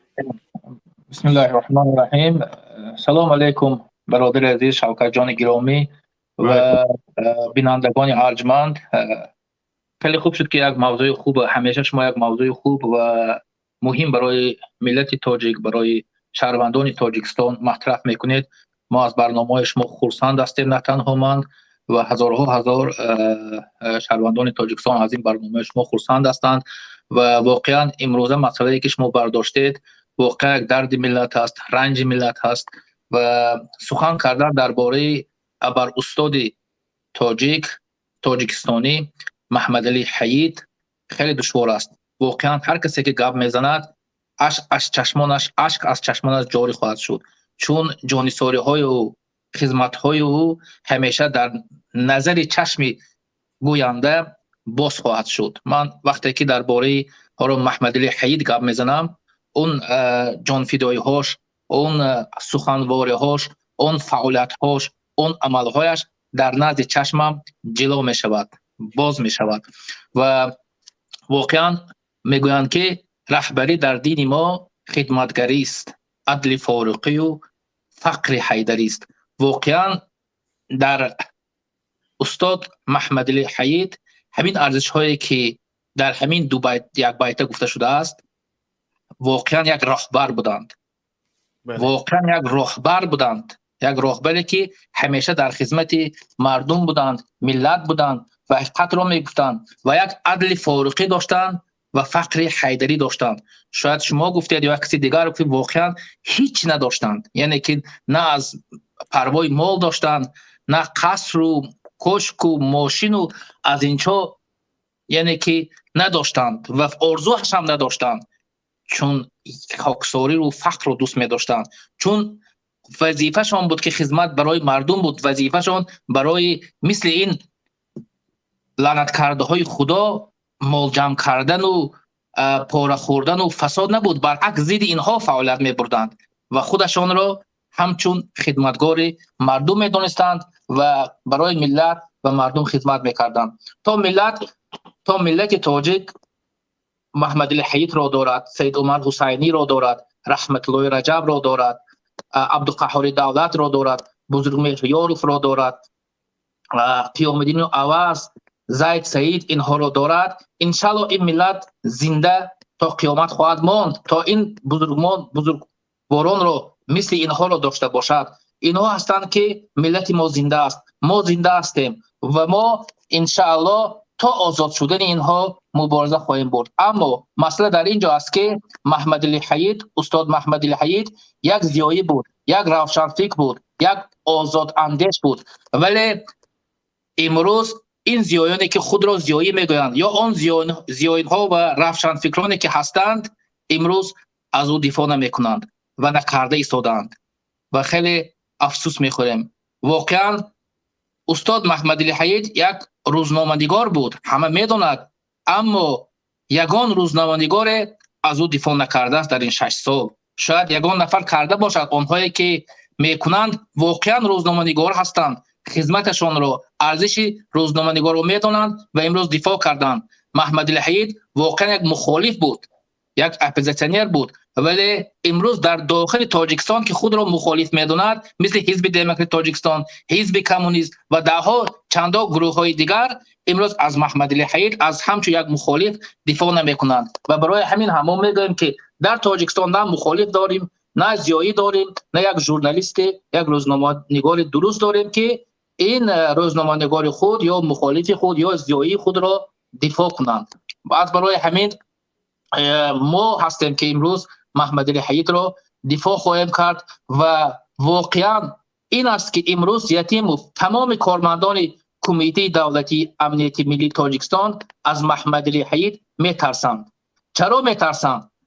به خاطر آنکه واقعا عملهایشون اثبات کرد که اینها میترسند. حتی ببینید که در 6 ماه همگی 30 دقیقه با خانوادهشان واخوری بوده است. طبق قانونهای جاری حتی همین را اجازه نمیدن. این از بالای ترس، حسد بردن، از بخل، از همین ارزش‌هایی که آنها وجود دارد، همین را نشان میدهد و من این را همچون یک ضعف، ترسی کمیته دولتی امنیت ملی تاجیکستان و خودی یتیم را میبینم. برای همین من از تمام مردم و ملت تاجیک درخواست میکنم، خواهش میکنم، طلب میکنم که از محمد علی حییت، از شهرمردان خود، از واقعا مرد ملت دفاع کنند. حالا به یک کسی سوال داد که شما شوکت جان برای چی مردم را به میتینگ و به تظاهرات دارید، به جنگ؟ حالا نمیدونم که به مغز ملت، به فکر مردم همین چیز را جاری کردن که گویا میتینگ، گویا تظاهرات کردن این جنگ باشد. میتینگ و تظاهرات این جنگ نیست، این طلب کردن حق خود است. برعکس وقتی که ما میتینگ میکنیم، تظاهرات میکنیم، قیام میکنیم، برعکس پیشگیری کردن خونریزی است، پیشگیری کردن قتل است. همین گلبدین زیوبکی که دیروز شهید شد واقعا یک قهرمان است، به خاطر دفاع از ناموس خواهرش شهید شد. ببینید که اگر همین برادران بدخشانی 1 سال یا نیم سال پیش تظاهرات میکردن، همین گلبدین شهید نمیشد شاید، زیرا که پیشگیری همین قتل و خونریزی در قیام ما، در تظاهرات ما، در همین میتینگ و پیکت ما است. واقعا اگر نهضت اسلامی تاجیکستان هم همون سال 2010 اگر هر کسی که اگر یاد داشته باشد، مردم ملت تاجیک بخصوص نهضت اسلامی تاجیکستان یعنی اعضایان نهضت اسلامی تاجیکستان برای تظاهرات آماده شده بود، برای دفاع از حق خود، دفاع از رأی خود مردم آماده شده بود و میخواستیم اگر همون وقت من فکر میکنم که اگر ما تظاهرات میکردیم شاید که هزار نفری که امروز به قتل رسانیدن، ده ها نفری که امروز زندان کردن زندان نمیشدند. یعنی که من گفتنی هستم که به همون سوالی که داد تظاهرات، میتینگ، قیام مردم این جنگ و خونریزی نیست، این برعکس پیشگیری کردن جنگ است، پیشگیری کردن خونریزی است. همین مردم خاروخ که امروز 25 نوامبر تا 28 نوامبر تظاهرات کرد پیش یک خونریزی کلان رو گرفت. باور کنید اگر مردم بدخشان تظاهرات نمیکرد بعد از گلبدین شهید ده ها صدها نفر شهرمردان ملت بدخشان رو قیر میکردین. رژیم لعنت کرده خداوند، رژیمی که امروز ما داریم، رژیم رحمانوف بسیار از مردم بدخشان رو قیر میکرد. یعنی همین تظاهرات، همین قیام مردمی که در خاروخ شد پیشگیری خونریزی رو در بدخشان گرفت. و اگر واقعا امروز هم ملت مردم، ملت تاجیک اگر در هر گوشه که قیام میکند باور کنید پیش خونریزی و جنگ رو خواهد گرفت. جنگ رو تنها رژیم رحمانوف میکند چون آنها سلاح دارند، قوه دارند، ارمیه دارند. آنها مردم هیچ ندارد. مردم بیزار از جنگ است و هیچگاه تظاهرات و قیام این به معنای جنگ و خونریزی نیست، برعکس آن است. من تشکر از شما میگویم. من در برنامه شما با هم نگاه میکنم، اشتراک میکنم و انشالله هر اندیشه و هر فکری که و هر سخنی که انشالله با در یادم به فکرم آمد در برنامه شما خواهم گفت. و برای خانواده محمد علی حیید واقعا من از مادرشان، از همسرشان، از مادر فیروز جان، از همسر محمد علی حیید خیلی وقتی که همین حرفاشون رو شنیدم امروز در رادیو آزادی خیلی واقعا دلسوخته شدم، جگرم پاره پاره شد. واقعا دیگر مادرانی که به یادم آمد و به مثل مادر شهرت جان واقعا نمیدونم حالا یک حرف پیدا کرده نمیتونم که دل آنها رو مثلا دلپذیرایی کنیم. هیچ حرف ما یافته نمیتونیم. واقعا عذاب آنها، مشقت آنها، درد آنها نمیدونم با یگان حرف هم گفته نمیشود. ولی انشاءالله من برای خودم وظیفه میدونم که وظیفه من است که با تمام جسارت، با تمام شجاعت، با تمام حرفم، سخنم، مالم، جانم محمد علی حیید و ده ها زندانی سیاسی رو دفاع کنم و برای آزاد کردن این شهرمردان حرکت کنم. تشکر زیاد شوکت جان. انشاءالله من در برنامه هستم و انشاءالله هر فکر و اندیشه که آمد تشکر زیاد به شما. فیروز جان بفرمایید، دوام کیید برادر عزیز. دیگر سلام، بخشید زیاد که زنگ زدن دیگر پیوست شده نتونستم. راستی من در جای اگر خطا نکنم در جایی که مادر به منصور جان به منصور معروف مراجعت کردن در همون جا بودم. بعد از اون مادر خوب همون سببی اجازه ندادن رو میپرسن ولی منصور معروف پاسخ نمیدید و مادر رو به همون نزد سردار مؤسسه با نامی نمیدونم نامش حتی حاضر از زبانم فراموش شد، نزد همون میروند و اون سببی اجازه ندادن واخری رو در آن میگوید یک سببی شبهناک رو بگویم. گویا پدرم پیش از چند روزی واخری با نزدیکان برای خوردن هوای تازه به بیرون نبرآمده است. خب این یک پاسخ بود از جانب رئیس مؤسسه و مادر پرسان میشود که چگونه هوای تازه خوردن نبرآمده است و آیا این هوای تازه نخوردن برآمدن یگان جنایت است، یگان ترتیب. گفته است بله اون ترتیبات ویران کردن است و تا 6 ماه دیگر شما شوهرتون، یعنی مادر ما گفتن که شما شوهرتون دیده نمیتوانید. اون 6 ماهی که مادر اینقدر منتظر بودن از هم بعد واخوری آخری که کرده بودن، اون 6 ماه دیگر روز و ساعت و دقیقه ما حساب میکردیم، مادر حساب میکردن، از همون واخوری مادر محروم شدند و باز باید ما 6 ماه دیگر منتظر شویم که پدر رو باید ببینیم. بعد وقتی که مادر باز نزد همین رئیس مؤسسه دا میگه، خواهش میکند که حداقل شما اگر کاری با شوهر من نکرده باشید، شما اگر که راست میگویید اجازه بدید که من شوهرم از دور ببینم، از دور ببینم که در چی حال است، چی احوال دارد. اگر که نزده باشه، اگر کار دیگر نکرده باشه، اجازه بدید. همون 1 دقیقه یا 5 دقیقه که هست اجازه ندادن باز برای صحبت. من برای در این مسئله که گویا پدری من هوای تازه خوردن نبرآمده است، اون ترتیبات ویران کردن است، اگر بگوییم جایی که پدرم نگاهداری می شود یک اتاق تنگ و افلاس است. همون پدرم در واخوری با بیبیم گفته بود که جایی که من نگاهداری می شوم همون آغل خانه شما بهتر از همین جا است. طرف بیبیم گفته بودن. چگونه وقتی و پدرم تاکید میکردن که ما همون یک چند دقیقه که بیرون میبریم هوای تازه از همون جا میگیریم، هوای تازه خوب نمیرسه به ما. خوب اگر که هم نبرآمده باشد، طبق همون قانون هایی که گفتیم در مؤسسه و دیگر جاها، این به هوای تازه نبرآمدن جنایت هم نبوده است. و باز شبهه دیگری که بیشتر میکند، چرا اینها روزی 24 این گپ رو نگفتن، روزی 25 نگفتن، روزی 26 نگفتن، 3 روز برای یک بهانه، برای یک گپی دروغ فکر کردند و روزی 27 آمدن یک دروغی را گفتن که با کودک بگویی باور نمیکند. نمیدونم راستی من چی بگم دیگر. هم فکر حتی رنگ کودک عقل ندارن اینها، حتی رنگ کودک عقل ندارن. اگر رنگ کودک عقل می داشتن، مثل کودک عقلا یک چیزی می گفتن که به عقل کودک عقلا راست می آمد. بله.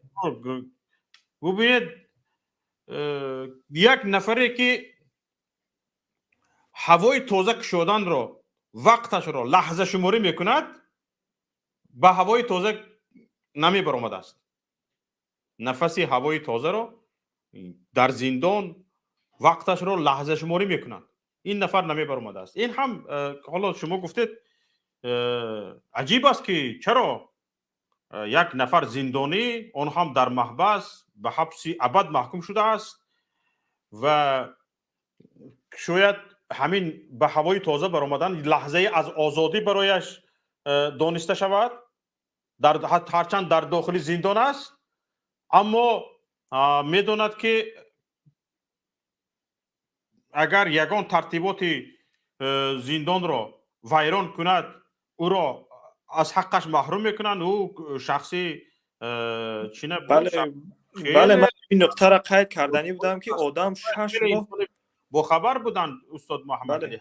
6 سال شد در همون زندان قرار دارند، در زندان با خبرند. باز در شب و روزی که باید با پیوندانش باید واخوری کند. این بسیار شبهه آور است. باید این شرح داده شود از جانب مقامات. دیگر بهانه نداشتید که این را پیش آوردید. این یک. دویم نفری که در بیرون است، چند بار گفتم او چی جنایت کرده است که به او پیوندش را نشان نمیدهید؟ او که بنده شما است. حالا تشکر زیاد به شما برادر فیروزی حیید. خواهش میکنم همینجا در استودیو اگر وقت داشته باشید بمانید. ما چند نفر دیگر را پیوست میکنیم. انشاءالله یگان سوال به شما آمد، باز به صحبت شما رو پیوست میکنیم. ببینید یک نفر اولین شده با نام آرزو وارد استودیو شده بودند و ندانستند که ما درباره چی صحبت میکنیم و گفتیم که از صحبت ما آگاه شوید که ما درباره چی صحبت میکنیم، از موضوع آگاه شوید و وارد شوید. حتما به شما نوبت بدهیم، حتما وارد شوید، به شما نوبت بدهیم. البته با آمادگی. حالا لطفا صبر کنید برادر عزیز. یک نفر از واتساپ زنگ زدگی بودند که نتوانستند حرف زنند، حالا هم در همین مشکلی باقی مانده اند. بسیار خوب، سلام بفرمایید. салому алайкум ва раҳматуллоҳи ва баракату. алайкум ассалом ва раҳматуллоҳи ва баракату. ма акаҷон суҳбата дароз намекунам, як камтарак гап мезанам. ҳазрати пайғамбар саллаллоҳу алайҳи ва саллам гуфт ки се дуо дар назди худованд қабул мешавад. ин якумш дуои падару модар, дуюмш дуои ятим, сеюмш дуои муҳоҷир. ман ҳамчун як муҳоҷир дар ҳаққи ҳамаи зиндониё дуо мекунам ки худованд сабри ҷамила ба вай ато кунад. дуюмш гуфтанем ки ба ҳамон муллоҳое ки мисол мебуроянд, санг мезананд, иша вайша мегӯянд ки ватани мо ободай, ватани мо халияю халияй. ман ба ҳавоё гуфтанем ки ин суханҳои мо албатта ки ба гӯши ваё мераса.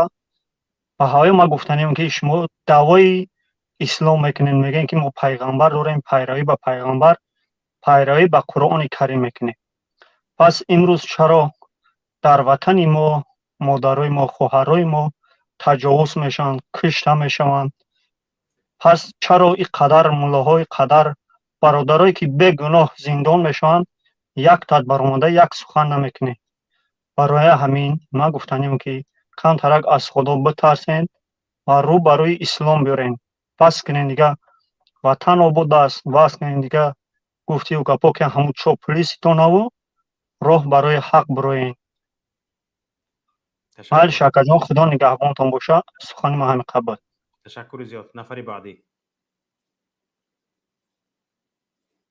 бифармоед. орзу бифармоед.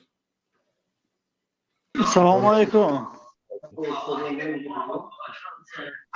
салому алайкум. ва алайкум ассалом ва раҳматуллоҳ.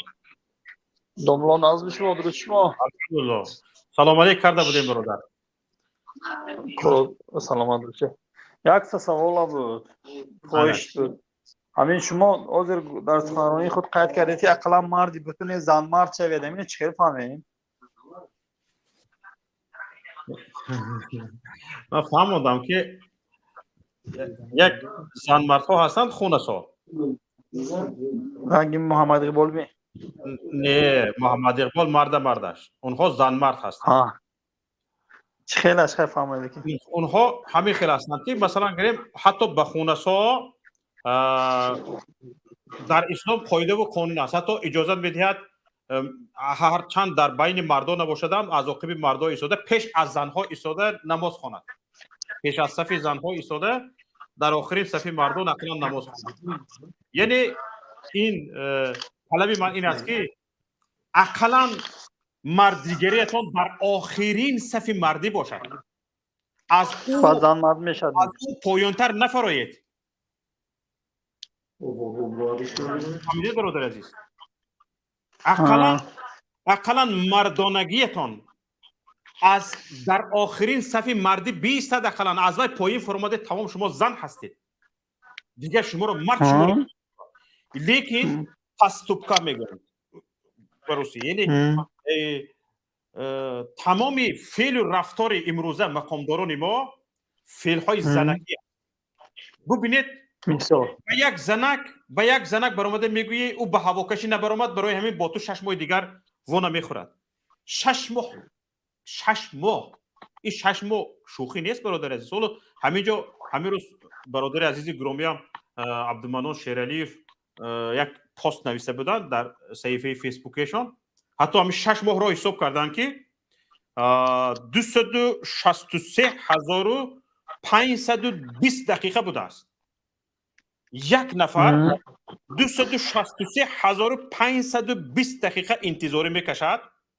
263520 дақиқа барои 30 дақиқа дидор. барои 30 дақиқа дидор. ва ҳоли баъди ин интизориҳо, ин 263000 дақиқа интизорӣ меравад мегӯянд ки не вона мехӯред. шумо дар ҳамин ҳолат як бор, ҳоло баъзеҳошон хандида аку баъда 6 моҳ мебиёи ҳеҷ кор намекунад, гуфта ханду бозӣ карда, гусе кардан, масхара карда. як бор ба ҷои ҳамин модари худатонро монед. як бор оне ки бидуни ҳеҷ ҷурму ҷиноят пушти панҷараи зиндон шудааст. نفرانی که محمد علی حییت را میشناسند یک بار جستجو کنید، با آنها صحبت کنید که درباره محمد علی حییت چی میگویند. هرچند طرفدار حزب نهضت اسلامی تاجیکستان نباشند، تنها همین بس است که محمد علی حییت از محمد علی حییت شناسایی دارند. یک بار پیدا کنید، پرسید درباره اش چی میگویند. بین از موضوع دور نداریم که جان همین قدر از برای همین من گفته ایستادم که حالا ببینید همین نفرانی که دل مردانگی ندارند و مثل مرد احساس ندارند، با آنها چی میتوانید گفت؟ اقلا طلبات من همین است که اقلا در آخرین صف مردی باشید، از او پایین نروید دیگر که نامرد خواهید بود.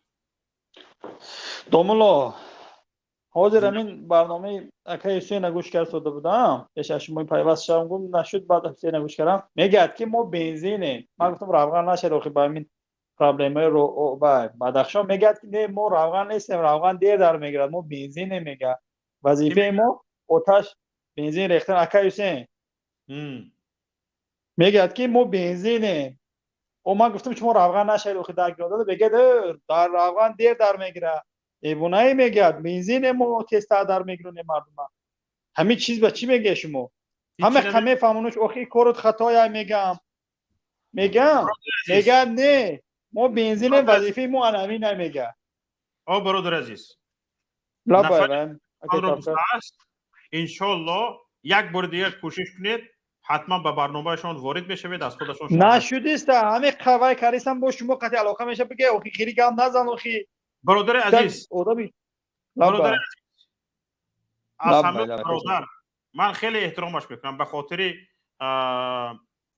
حق طلبیش، به خاطر عدالت طلبیش، به خاطر مبارزهش در راه آزادی من خیلی احترامش میکنم. اما یک بار گاوزنیش ابرو شما را میرزونن میگن ما بنزین ما این وظیفه ما مخالفی همین نمیگه.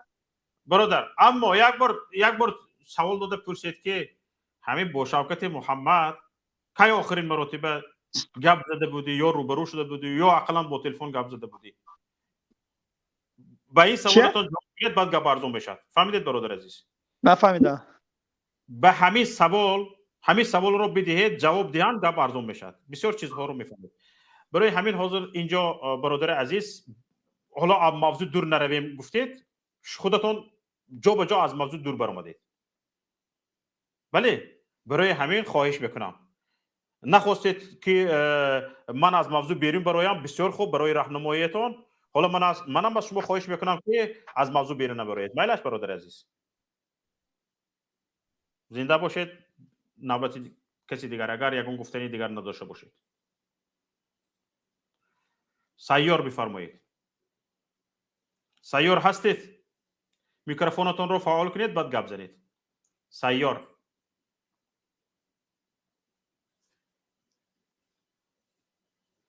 امیر جان بفرمایید. امیر جان هستید؟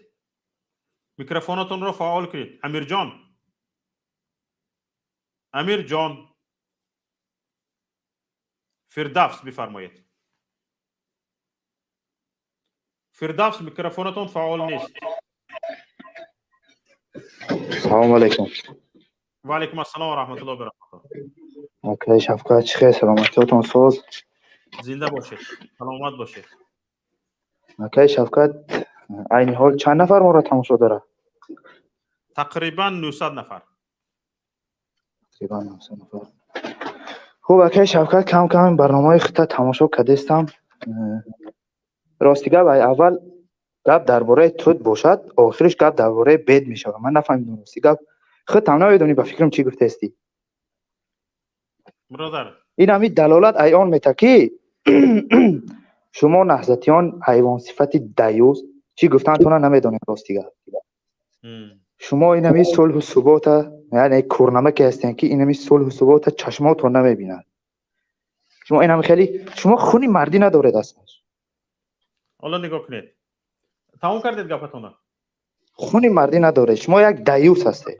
برادر عزیز تمام کردید گپتون؟ خوب گوش میگوش. بسیار خوب. همین برادر عزیز نگاه کنید. نفرانی که صلح و ثبات گفته گپ میزنید، من 100% کفالت میدیم، یعنی گارانتی میدیم که همین صلح و ثبات یعنی چی نمیدونید.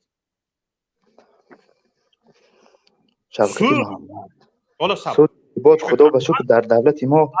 برادر عزیز، شما با حقارت گپ را سر کردید، من صبر کردم و پرسیدم که گپتون را تمام کردید، گفتید که ها، اکنون خواهش میکنم مرا گوش کنید. من شما را حقارت نمیکنم، تنها میفهمونم. درباره وقتی که شما درباره صلح ثبات گپ میزنید، من 100% گارانتی میدهم که صلح چیست نمیدونید، ثبات چیست نمیدونید. انا برای همین این چیزها را در حالت ناخودآگاهی به کله شما بار کرده اند و این را شما از خود کرده اید و فهم و فراست صلح چیست ثبات چیست ندارید. چرا؟ برادر عزیز، وقتی که اینجا چقدر مهاجر میبراید علیه رژیم صحبت میکند، این نشانگری آن است که برادر عزیز این مهاجر با این رژیم صلح ندارد، یعنی با همایی ندارد. این یک. و وقتی که من از حقم طلب کرده ایستادم و این رژیم را ظالم گفته ایستادم، این نشان من یک عضو ملتم. دقیقه های چند پیش از برنامه من رهبری پیمان ملی تاجیکستان محیدین کبیری برآمد داشت، زیاده از 3000 نفر تماشا میکردند و 10 نفر سوالش میدادند. چندین نفر در نوبت بودند، متاسفانه نوبتشان نرسید. این نشانگری چی است؟ نشانگری آن است که ایده از مردم با همین رژیم صلح ندارد. تمام. صلح را شما چی میفهمید؟ آسایشتگی گوش تنج رژیم، یعنی یگان کس سر بالا نکند، حقش را طلب نکند، از حقوق و آزادگی های خودش گپ نزند و گوش و هوشی رژیم تنج باشد، آنها آسوده باشند از شکایت مردم، این را شما صلح مینامید. و آنها از طلب مردم گوش و میهشان مینهشان تنج باشد، اون را شما ثبات میدونید. یعنی ثبات یک عائله، آرامی یک عائله، عائله رئیس جمهور برای تمام ملت این صلح است، برای تمام ملت این ثبات است. برادران عزیز، خودتان را فریب نکنید. آزادی این عائله، بیغمی این عائله، غصب تمام مالکیت ملت از جانب این عائله، این ثبات جامعه نیست. این ملت از بین رفتنش است. سرسان و سرگردان بودن شما از نام هر کس، شما فکری گوش کنید، فکری خودتان را با فکری همه کس مانند نکنید. فکری همه کس دیگر است. حالا نگاه کنید، سرسان و سرگردانی 3 میلیون مهاجر این ثبات نیست. ثبات در کجاست؟ 3 میلیون مهاجر شود ثبات می شود. این افسانه را به گوش کی میخونید؟ زیاده از 10,000 پناهنده سیاسی دارد تاجیکستان، این ثبات می شود. چیزی دیگر، ما از جمهوری خلقی خیتای که تقریبا 4% یا 5% اهالی تمام کره روی زمین رو دارد، 1.5 میلیارد زیاد، در روی خط جستجوی بین المللی اینترپول، پلیس بین المللی، از جمهوری خلقی خیتای زیاد داریم. این ثبات است. ها برادر، اگر همین اینه که حکومت دعوا میکند که همین این نفرانی که در روی خط اینترپول تاجیک هستند، در روی خط اینترپول هستند، این نشانگری آن است که تاجیکستان همین قدر تروریست دارد. این ثبات نیست. این تهدید به بی‌ثباتی است. اگر این فکرهای شما درست میبود که شما در آنجا گدا نمیشده. سوال رو دادید حالا من جوابم رو تمام نکردم. من اینجا با شما مصاحبه نبرده ایستادم. به یک سوال جواب میگیری میری نوبت رو به دیگه کس میدی. اینجا من با شما مصاحبه تشکیل کردگی نیستم برادر عزیز. من هم مصاحبه تشکیل کردگی نیستم. من فکر خودم گفتم که شما همه خیلی آدم. ببینید در تمام دنیا تاجیک تروریست اکستریمیست شناخته شدگی است. به تمام دنیا رژیم امام علی رحمان پرونده منمی قدر به سر هر یک شخص گسیل کردگی است. این تروریست، این جنایتکار، این ویرانکار، این اکستریمیست گفته. همین ثبات است. وقتی که از بطن یک کشور اینقدر تروریست و اکستریمیست میبراید مگر این نشانه ثبات است؟ همین نشانه های تروریست از بطن یک کشور وقتی که اینقدر تروریست و اکستریمیست میبراید این نشانگری آن است که در این کشور ثبات نیست و بی ثباتی این کشور را تهدید میکند. برای همین برادران عزیز و آن نفرانی که صلح و ثبات گفته میبراید این افسانه را دیگر هم به گوش خرگوش ها رفته میخونید. گوش آنها دراز است، به ملال همین کرنچک را گوشش به گفتن میگیرید. یعنی اوگرا را در گوش آویزان نکنید. در تاجیکستان نه صلح وجود دارد نه ثبات وجود دارد. هر روز کشته ایستادند، چی در زندان مرده ایستاده است، چی در کوچه کشته ایستادند، چی از روسیه دزدیده برده ایستادند. این مگر ثبات است؟ یعنی ثبات درست، ثبات یک عائله دارد. مگر یک نفر عضو ملت از روسیه دزدیده برده می شود مگر او ثبات دارد؟ مگر یک قشر ملت در بدون هیچ گناه، بدون هیچ جرم در روی خط پلیس بین المللی قرار دارد مگر او ثبات دارد؟ مگر او آسایشته است؟ بدون هیچ گناه. صرفم رو بید کم به گپی میزدگیتون. یک زنگ از واتساپ. الو سلام علیکم. و علیکم السلام و رحمت الله و برکاته. اکای شوکت جان، برنامه اویدی برادری ابرمردی ما محمد علی حیید بسیار خوب ایستاده است. میخواستیم همین با چنین ابلاها بحث و چیزی زیادی نمیکردید، برنامه را دوام میدادید، پیگیری میکردیم. برادر راستی همین ابلاها فکر آدم پریشان میکنن، در عصب آدم بازی میکنن. صدایتون پس شد. صدایتون یکی بلند خوب شد و دیگری پس شده رفت. ما شما میشنوم برادر شوکت جان. بخشش حضور با همین چون این ابلاغ خواهش میکردیم که بحث نمیکردید، اهمیت نمیدید. دوام دید برادر عزیز.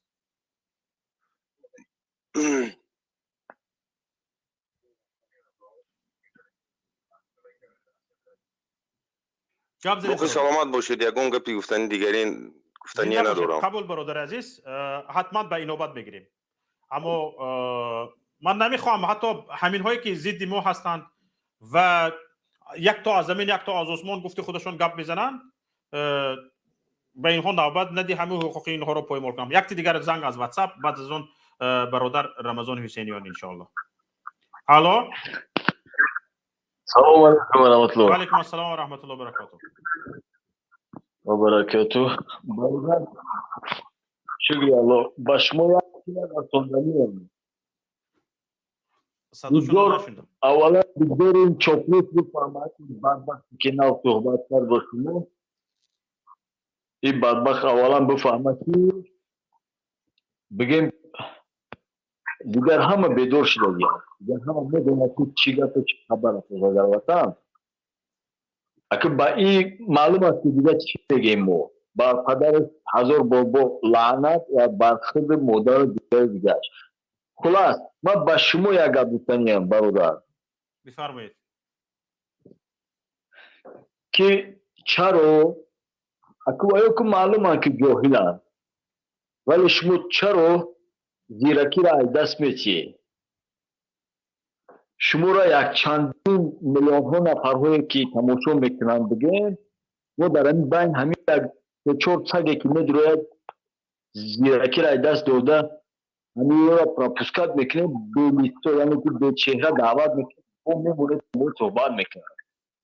ما اشما خواهش داریم که این گونه افرادها در کار با ملت چهره اینها را در حال با ما چاپلوسی را سر کرد، در حال بخپش صبح چهره قطعی میبروی چهره قطعی بروی اجازه تای در دادن شده انا میقبوگی یورا بگذار چهره اینها را ملت زفیکسی بکنه، یعنی ما یورا چهرهاشون را زفیکسی بکنیم اینو بعدا در کار میشون موده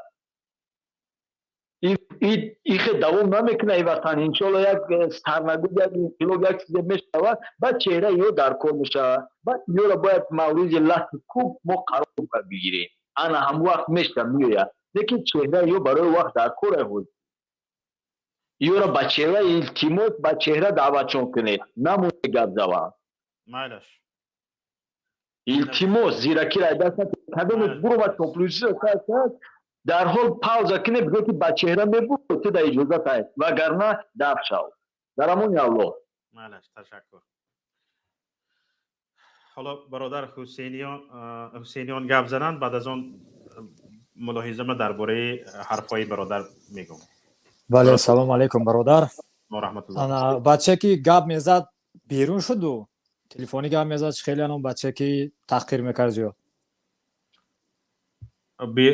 نمیدونم کدومش نامش چی بود یا از نامش حاضر زیاد قطعی شما بحث کرد که خیر هستم اینجا نفری که از واسم نه نبود است لهجهش لهجه ورخه ما مونم بود لهجه گپ زنی شما طرفی سوغده ورخ زیاد مونم بود اگر که ورخی باشه برادر کمتر ناموس پیدا کن هر روز ورخ قرغیز میبیاد امروز یا مردکم اسیر گرفتگی بود اگر خبر داشته باشه برادر شفقت جون هر روز قرغیز غم میته مردم اینها بیکورچی یعنی به خدا قسم نامردم میدرون شما را سنگ میزنند مخالفا را سنگ میزنند یک دفعه روی قرغیز سنگ زنید یک دفعه 4 طرف ورخ گرفتن تو هر روز ما به 10 15 نفر مردم از ورخ نویسی سودا اکش خود شما به نویسودیان مردم ما میدونم که زیاد مردم ورخنده چیگم بیزار شده از این رژیم بیزار مردم بیزار شده که میگن که ما میبریم مرکز خودمون رو بنزین میریزیم آتش میزنیم باید این کار نکنیم ما آتش نمیزنیم ما یک میکنیم که این وطن فروشا خودشون آتش زنن از همین سبب امروز هم چند برادرو به مرا نویستن از ورخ مرا علم میکنه انم خیلی نامردم میدورد مجبور شما هم داخل شیم یا چیز سخن کنیم اگر همینجا می بود اگر همراهش صحبت میکردم دفعه دیگه میدرود که برادر چه برادری موازی گفت چهره کتی دروید ما باید یه شناسیم او بچه لهجهش 100% ورخی بود ما باید دونیم که کدام ورخی ما وطن فروش که امروز رحمانوف پدیجواد میکنه رحمانوف که 9 سال میشه که رژیمش 9 سال آخره میگرومه اومدگی است میگفت که من 1 سانتی متر زمینی ورخ به قرغیز نمیدم همه رئیسوش و امنیتیش و ملیسوش همین گپ میگفت 4 روز بعد دختری ورخی تجاوز میکرد نانی ورخی میخورد مانتی میخورد اوش میخورد ورخی پستا میکرد پولش میگرفت خرکی میاد عادی بگم خرک پیاده میاد جیب سوار میرد ورخ پلی ورخی که میرد 2 سال بعد جای وای به بوناو اومد مردم غورت کرد زمینای ما پیش چشم ما به قرغیزا را داد تا کی ما خاموش میستیم باز بعضش میگه که در اروپا میشینی گپ میزنی بله جان بهتر است وقتی من 2017 تاجیکستان گپ زدم که مزار خوجی قرباوی قرغیز به نت این زمینی ما چکا ارمیا قرغیز برور تریتوریا ما مرا بردن عدل زدین ای بختون زندان کردنی بودم من مجبور بودم بیرون شوم اکنون بعض برادر ورخی مرد شوین تانر یک طرف مونین سرجم شین همچه برادر بدخشانی ما هم باید سرجم شیم به خدا قسم این رحمانو رژیمش این حکومتیوش یگونتش به فکر ما نیست برادر خودتون دیدتون 9 سال 8 سال شد دیدتون که فقط فریب میته شیرین خیرلوی فش علی مردانوف همه جای فروخت اومد سنتری ورخ موندگی محله ها موندگی کارتی نگاه کنیم کارتی گوگل چکا کم طرفی قرغیزستان موندگی برادرو این حکومت یگون کار نمیکنه هیچ کار نمیکنه که یک فایده به ما رسه برادرو بس کنیم بیاین یا دیگر کنکوبیرا بخیلگیری زنکچه بازی را باید ما خود در فکر وطنی خود باشیم حداقل ما ورخی بیاین مالی دیگه طرفای منطقه تاجیکستان مالی بدخشان اوکی نتونستیم برآمده دفاع کردن مردم بدخشان حداقل از زمینای خود ба наздики баҳор меша чарогоҳ надорем, чарогоҳи ҳама қирғиз гирифт, раҳи мустақим надорем, мо блокад дадем бародаро, то ки мо ворихиҳои якдигар моро паст мезанем, бахилӣ мекунем, бо инхе мебуроем мухолифоро санг мезанем.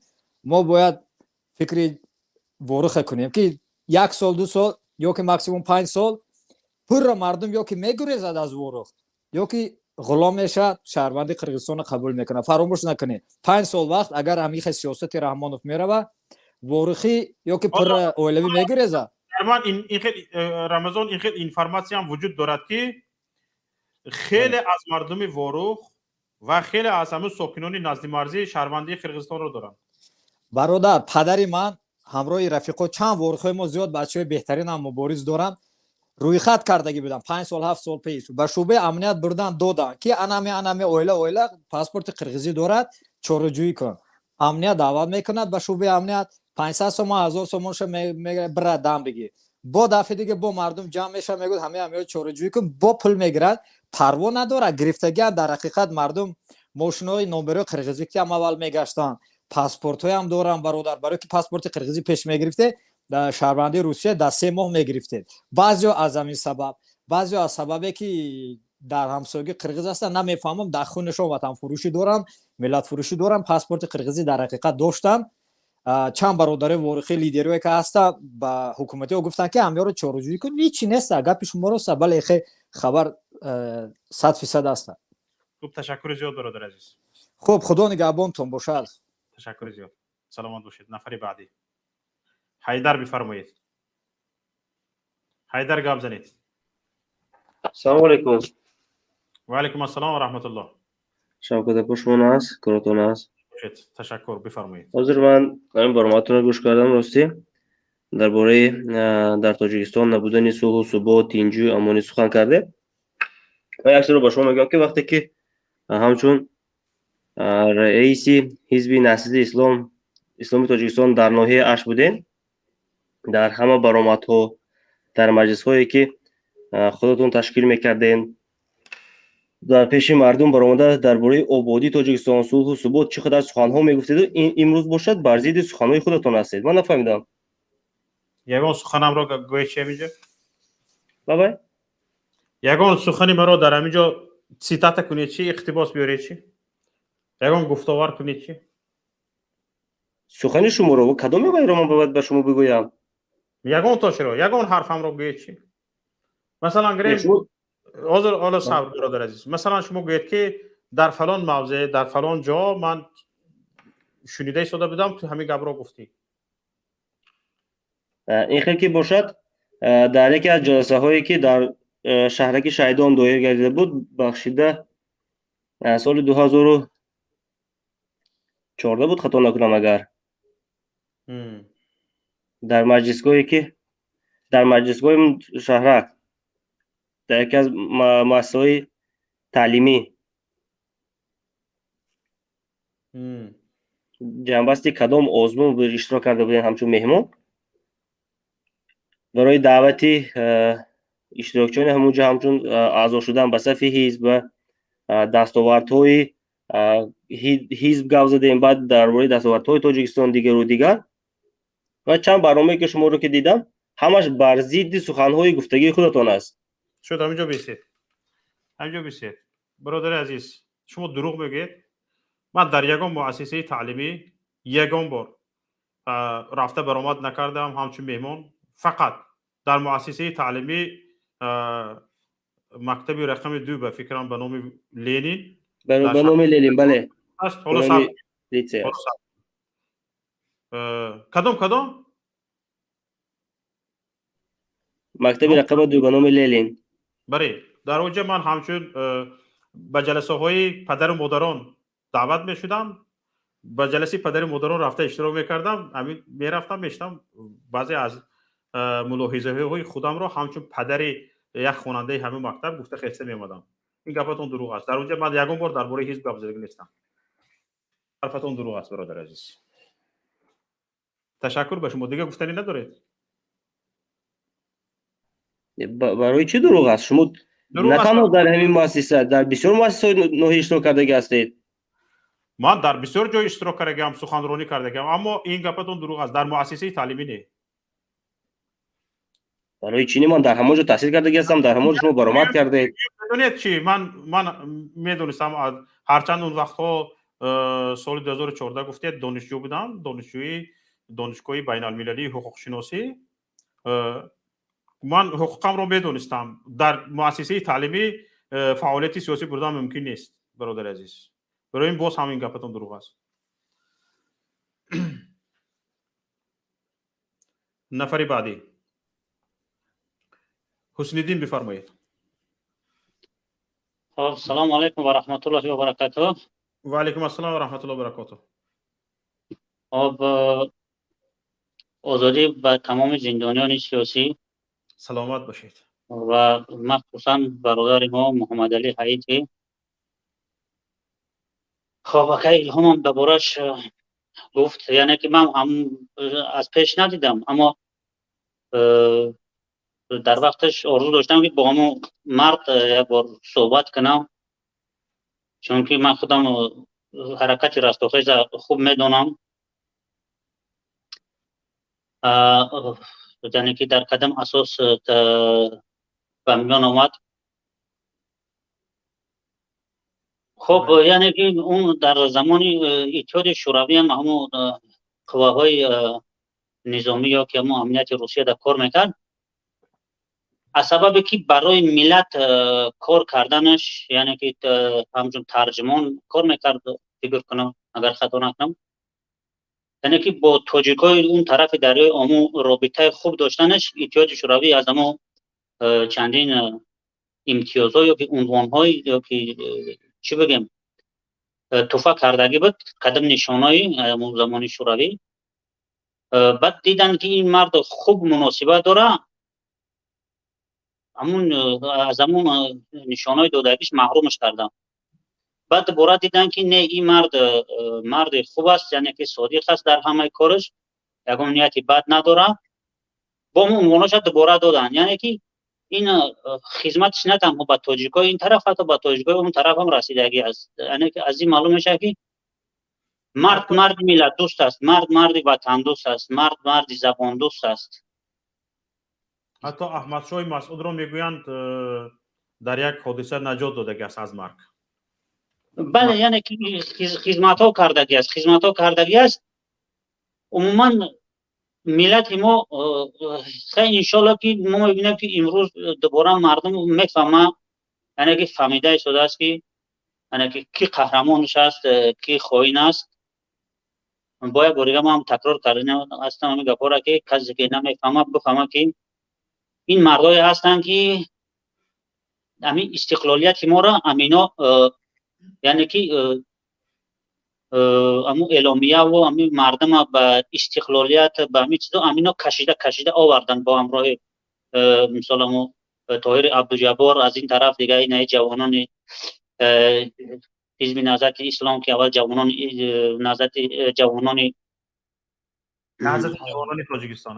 جوانان اسلامی بودن که برای دین شو، یعنی که مبارزه می‌بردن، برای دین شو اتحاد شدن، برای دین شو، یعنی که دل شو سوخت، یعنی که خواستن که دین شو پایمال نشود.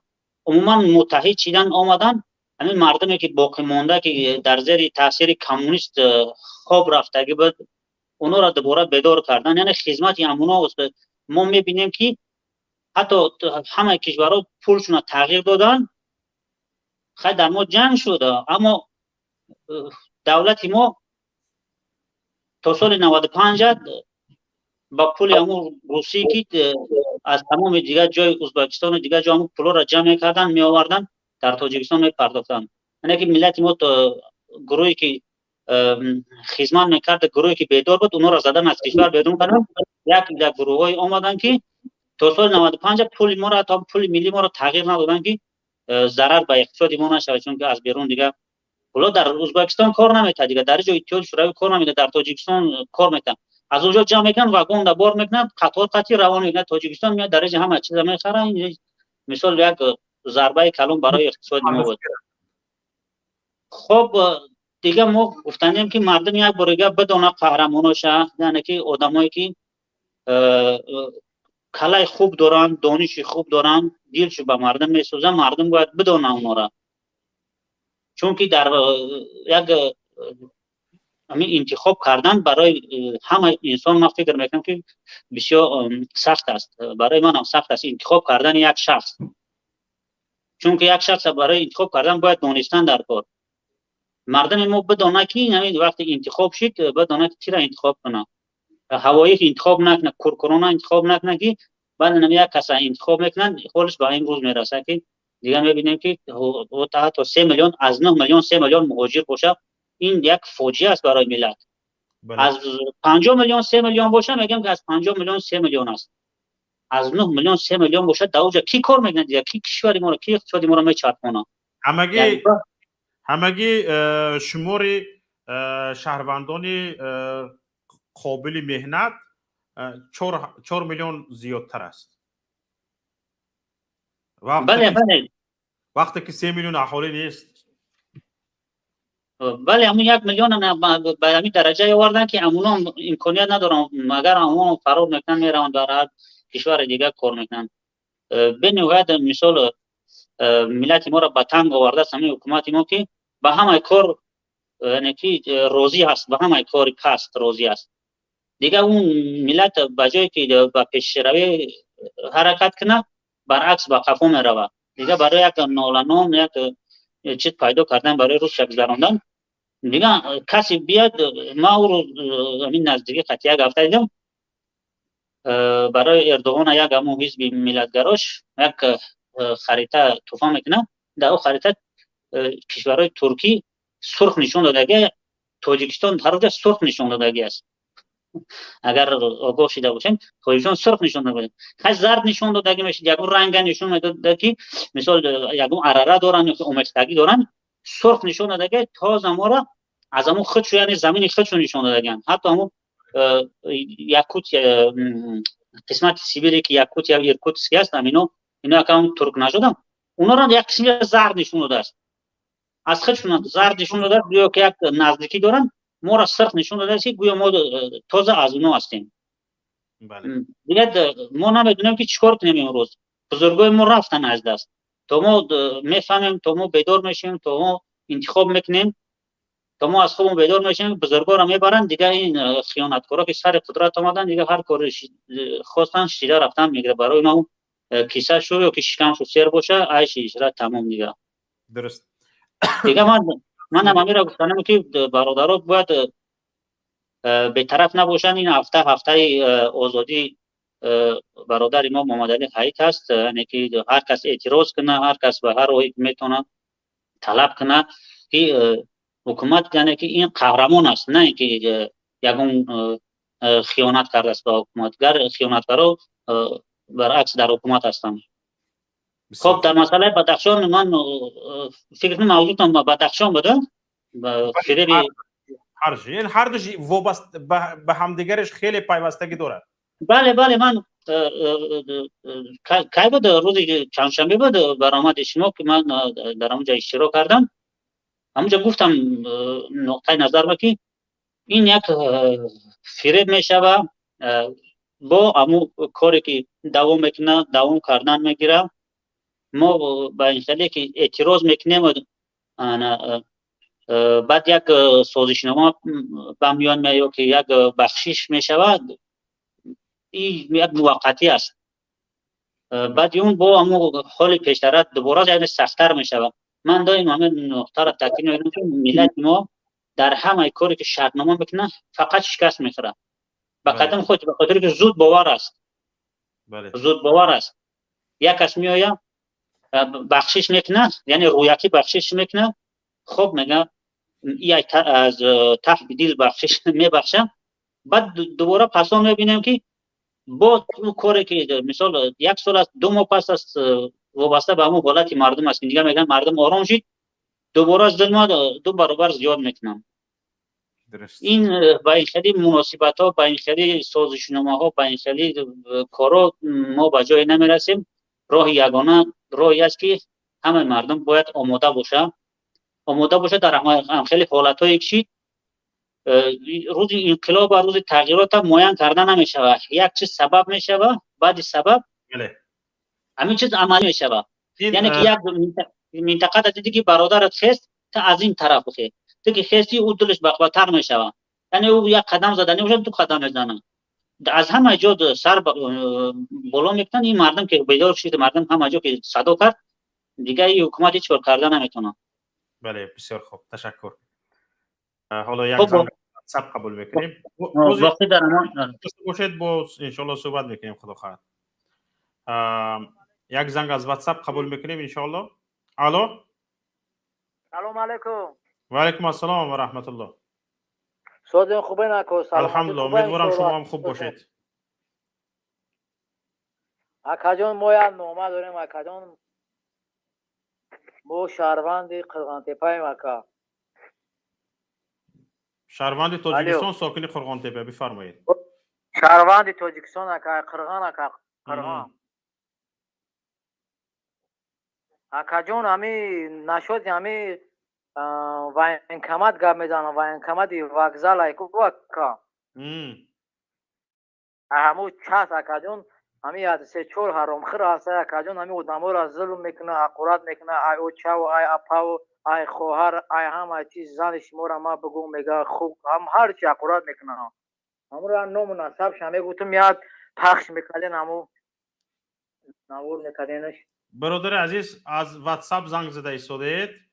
عظیم برادر که شما رقم ما رو دارید، همش رو با نام نسبش وقتی که نوشته نمیتونید همش رو گلاسوای کرده پرتوید، گپ زده پرتوید، رسمش داشته باشید رسمش پرتوید، نام نسبش داشته باشید نام نسبش. چی کاره وای توانید روید پنهانی ثبت کنید او کی است چی است همش رو گرید پرتوید. ان شاء الله که چهاره‌اش رو دیده میبریم این گونه ظالمان رو. اما برادر عزیز این رو هم دانسته مانید که ما تنها به معلومات شما تکیه نمی کنیم. وقتی که معلومات شما آماده رسید از نفران دیگر، از شخصان دیگر در این باره ما معلومات میگیریم حتما. بعد به این باور رسیدیم که واقعا شما درست میگید، بعد برنامه میکنیم. بفرمایید. زنده باشید. تشکر زیاد. نفری بعدی تیجی 1177 تیجی 03 تیجی رسمی گلبدین. السلام علیکم و رحمت الله و برکاته. و علیکم السلام و رحمت الله و برکاته. راستی بار این برادر که صورت برادر بدخشانی، این شهید بدخشانی را ما صورت شباندیم. این را ما یکی از قهرمانای خود میشماریم. این برادر جانی ما هست. این برای ما جان فدا کرده است، برای وطن، برای ناموس، برای غیرت ملت ما جان فدا کرده است. ما را هم کسی چی میشماره نمیشماره. شخصا برای ما به نهایت انسان قدردان، تا ابد برای ما زنده، این شهید زنده هست برای ما. بعدا با برادر محمد علی حید که خداوند مشکلی اون را آسان گرداند. ما از خداوند از ملک غریب خواهانیم که پروردگارا این برادرای بیگناه زندانیان ما را به آزادی مشرف گرداند و پیش زن فرزندان خود به سر بلند نصیب گرداند. بعدا شوکت برادر، من نسبت شما شکایت دارم. بفرمایید. دوست همان کسی است که اگر خطایش را بگوید با میل احترام قبول میکند. من بالا شخصا بالای شما شکایت دارم. بفرمایید. شوکت جان برادر، شما حقوق ما مهاجرا، حقوق ما مردم مظلوم را پایمال میکنید. به آن خاطری که من چندین صحبت‌های برادران را میبینم از آن کسانی که چاپلوسا میبرویند، دروغ میگن، بیناموسند، بشرف خودشانند، آبادی وطن را نمیخواند، وطن فروش هستند، خائن هستند. ما مردم مظلوم میخواهیم و یا با چهره ببرویند، اما شما حقوق ما را پایمال میکنید، آنها را به چهره اجازت میدید. پس مردم خواهان دیدار آنهاست، شما حقوق ما را پایمال نکنید برادر. پس چرا اونها وطن دوست باشند؟ اگر ما خواهین باشه، ما و تو خواهین باشه، ما صلح و ثبات نخواهیم. ما کو مقصد ما جواب داریم. برای ما مهاجریم، ما مقصد نه ارمیا داریم، نه قاتلیم، نه زندان کننده ایم. ما فقط آرامی تنجی را که میخواهیم، ما دلیل داریم برای خودمان که ما با چهره پنهان میبریم، مقصد به چهره میبریم. و یا وطن دوستن و یا وطن رو دوست میدارن، صلح و ثبات دارن. پس از چی میترسن؟ نفهمیدم سخنت رو شوکت. وطن دوستی در درونی ناخنک و گرفتن وطن دوست نویسه، البته برعکس معنی میتیم. نه، ما گفته ایستم که ویا که خودشون وطن دوست میشمارن، پس ترس از چی دارن؟ حالا که وطن را دوست بدارن، صلح و ثبات را دوست بدارن، بیایید از چی همین مسئله دیر نکرده حرف بزنم. التماس برادر، همون یک دقیقه سخن پیش از سخن را سر کردن تا چهرهش را آشکار نکند برادر. این شکایت ما بالای توست. تا چهرهش را آشکار نکند، حرف نبان بزند. التماس خواهش میکنم حقوق ما را شما به داد ما هم برسین. حتما جواب میتیم برادران عزیز. انکنون گوش کنید. نه فقط این برادر، ده ها نفر از من چنین طلب رو کرده هستند. چون که شاید در یگان رسانه های دیگر، در یگان شبکه های یوتیوبی دیگر این طلبات وجود دارد و میخوان در اینجا هم پیاده بشود. برادران و خواهران عزیز، تماشابینان گرامی، من یک این چنین پرینسیپ رو ندارم. برای چی؟ برای اون که طلبات من از اینها یعنی اقلا در صف آخرین مردگری بودن، در صف آخرین انسانگری اقلا بودن. این یک. دویم، حالا ببینید، از شما پیشنگی یک نفر برآمده گفت که چرا شما زیرکی را از دست میدهید؟ یعنی شکایتش مثل شکایت شما بود که چرا زیرکی را از دست میدهید و اینها را طلب نمی کنید که با سیمایشان برآمد کنند. و شما گفته ایستادید که حقوق ما را پایمال میکنید. البته من این شکایت ها را نوشته گرفته، برای خودم لازم است نوشته گرفتگی هستم.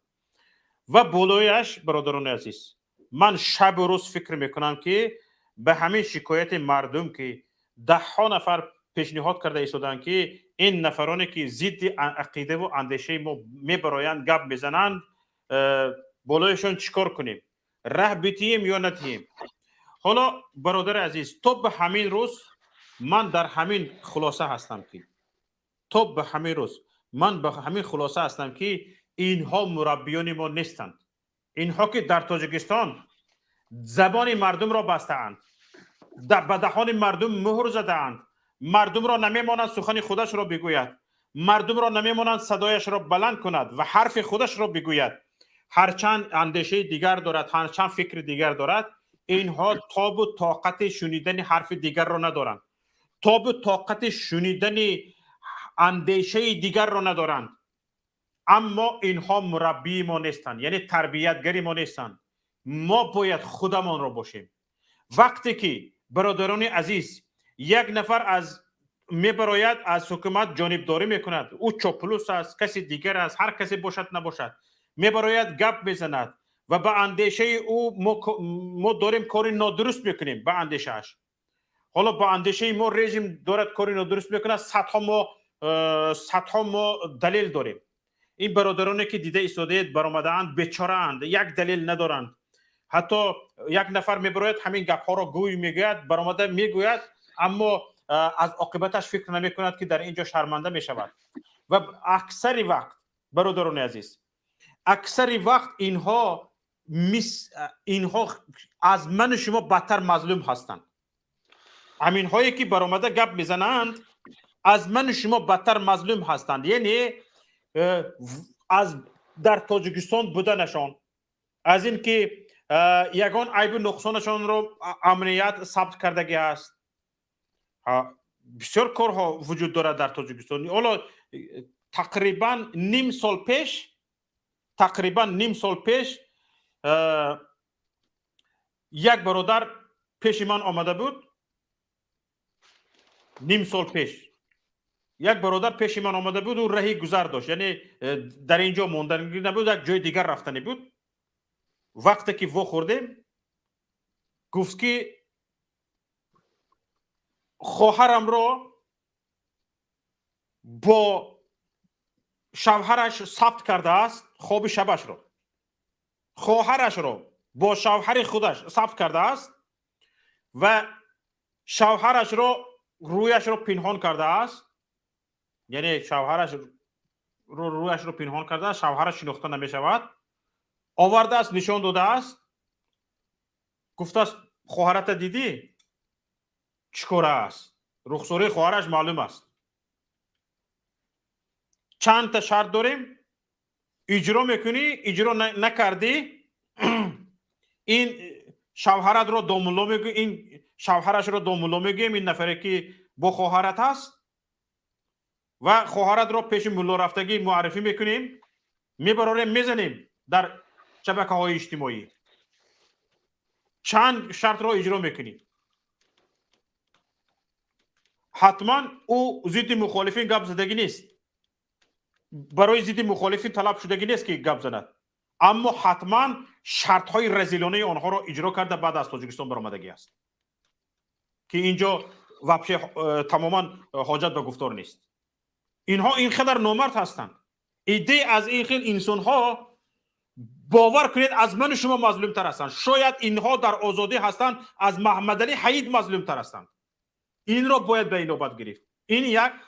دویم، بعضی نفرانشان حالا تا به این برنامه برآمدن، تا جواب ما را گرفتن، تا حرفهای ما را شنیدن، شاید به همون فکر اندیشه خودشان استوار باشند.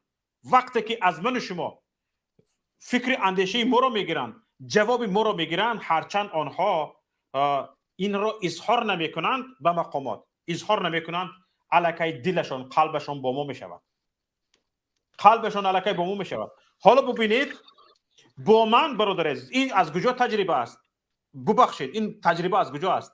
با من یک نه، دو نه، 4-5 نفر انامین نفرانی که ما چاپلوس میگوییم و در برنامه ها همچون چاپلوس برآمد میکنند، با من مناسبت دارند، با من مناسبت دارند و از بحر چاپلوسی برآمدگی هستند و چند نفرشان با هر بهانه دیگر اطراف این برنامه ها نمی بیایند.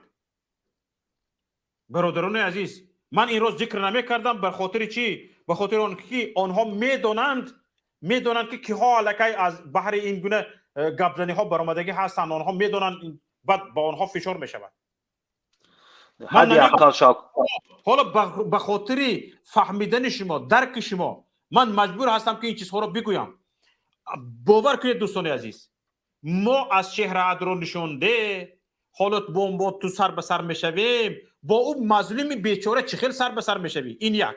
دویم، نه ما تغییر نمیکنیم. یک دقیقه شوکت برادر، ما تغییر نمیکنیم. یک دقیقه برادر جان، ما تغییر نمیکنیم. ما قاتل. یک دقیقه حالا صبر کنید برادر، خواهش میکنم. من خودم از بسیار نفران دعوت میکنم، دعوت به مال میارم که وقتی که تو به همین حکومت سر فرآورده، به گپ همین حکومت گوش کرده، در همین تاجیکستان ایستاده‌ای، آدم شده چی میشوی؟ اما برادر عزیز، حتما اگر یک ذره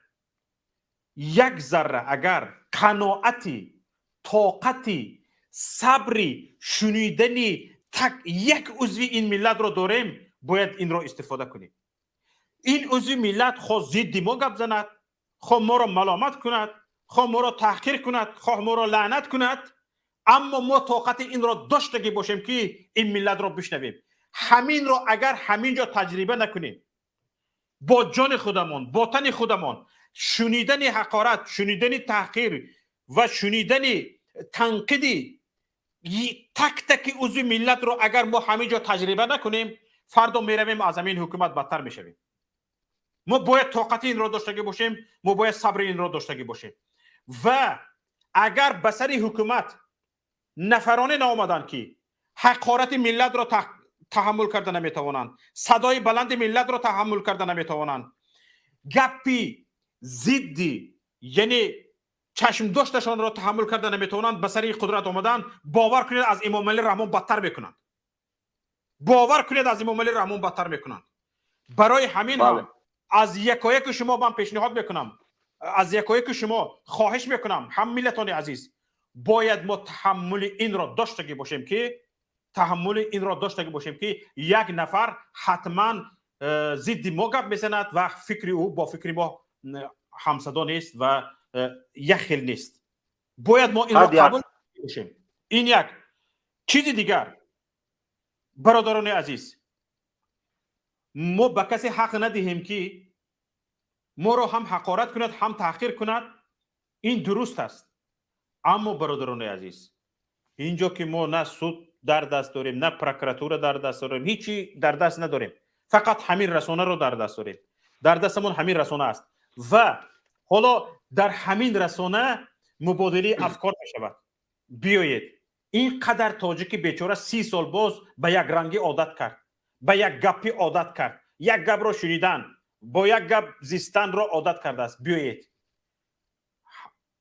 صداها گوناگون باشند، فکرها گوناگون باشند، اندیشه ها گوناگون باشند. فقط طلب من این است که کسایی که اندیشه دیگر دارید، خواهش میکنم تهمت نکنید، خواهش میکنم تهمت نکنید، خواهش میکنم دروغ نگویید، با دلیل گپ زنید، با دلیل. چنان بیچاره اید که یک دلیل درست گرفته برآمده گپ زده نمیتونید.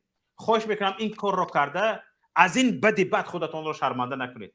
من این از فکرم برادران عزیز. من با آنهایی که با آن دوستانی که اول امام علی رحمان رو حقارت کن بعد برا، یا اینکه اول چهره رو نشونته بعد برا بعد گپ زن، من با این راضی نیستم.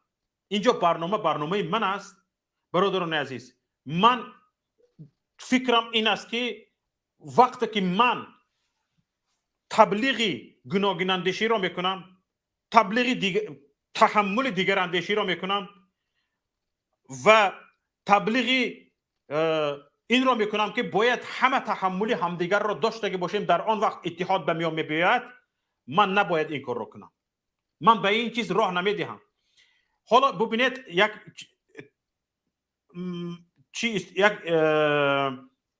گپ را استفاده کردم. من گفتم که اقلا خونسا شوید، یعنی اقلا در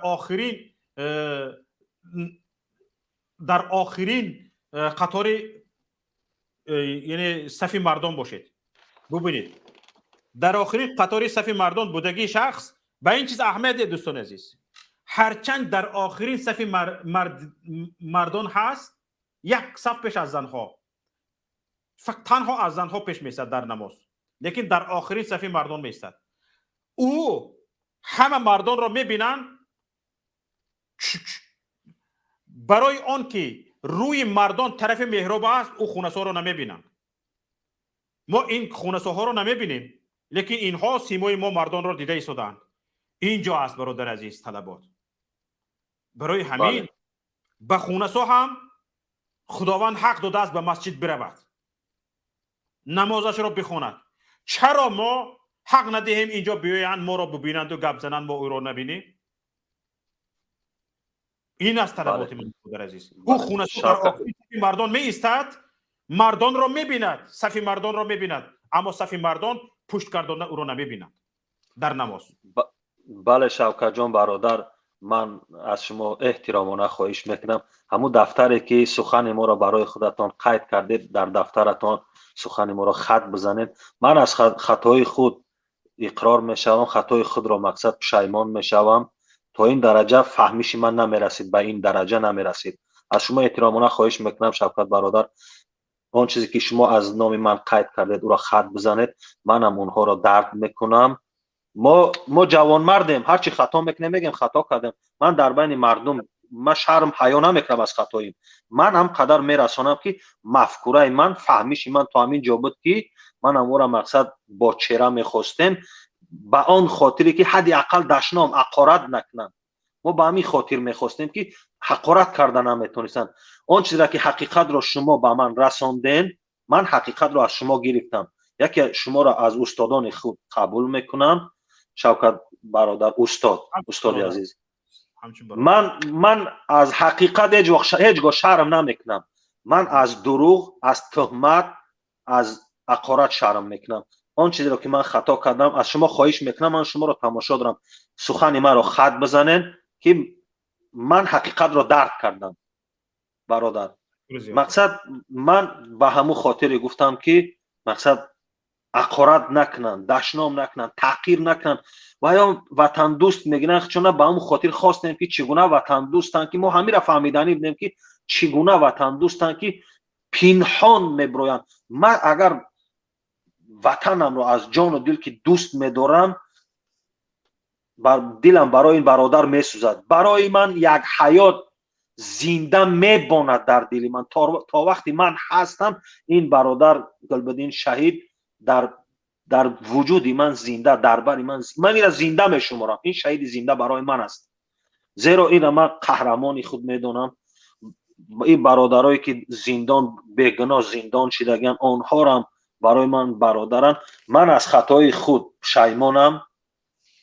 با اون خاطر باز تکرار میکنم که من از خطای شرم نمیکنم. خطا کردم آشکارا میگویم که من خطا کردم، خطا من تا همین درجه فهمیش داشته بودم. حاضر که از شما حقیقت رو فهمیدم، به همون خاطر گفتم که مقصد امینا تحقیر نکنم. من همین قنیت داشتم، من قاتل نیستم، من قصدگیر نیستم، من دشمن نیستم. با اون خاطر چهره طلب کردم که حد اقل حقارت کردن نکنم. با همون خاطر طلب کردم. زنده باشید. تشکر. برادر محمدی تشایف، خوش آمدید به برنامه. بفرمایید. سلام علیکم و رحمت الله و برکاته. برادر شوکت جان، نباشید. صدای ما هست؟ هست، صدایتون هست. خیلی خوش رو میگوید صدایتون. سلام و درود به تمام بینندگان شما. راستی گپ دیگر کمتر مزه مانم نیست، دیگر صلاح ندانستم که خاموش بشینم و خواستم که چند سخن از سرگذشت یا که از یادداشت استاد محمد علی حید و هموطنان گرامی نقل کنم و گفتنی هستم که آزادی و تمام زندانیای سیاسی، آزادی و استاد محمد علی حید و کل مردمی تاجیکستان.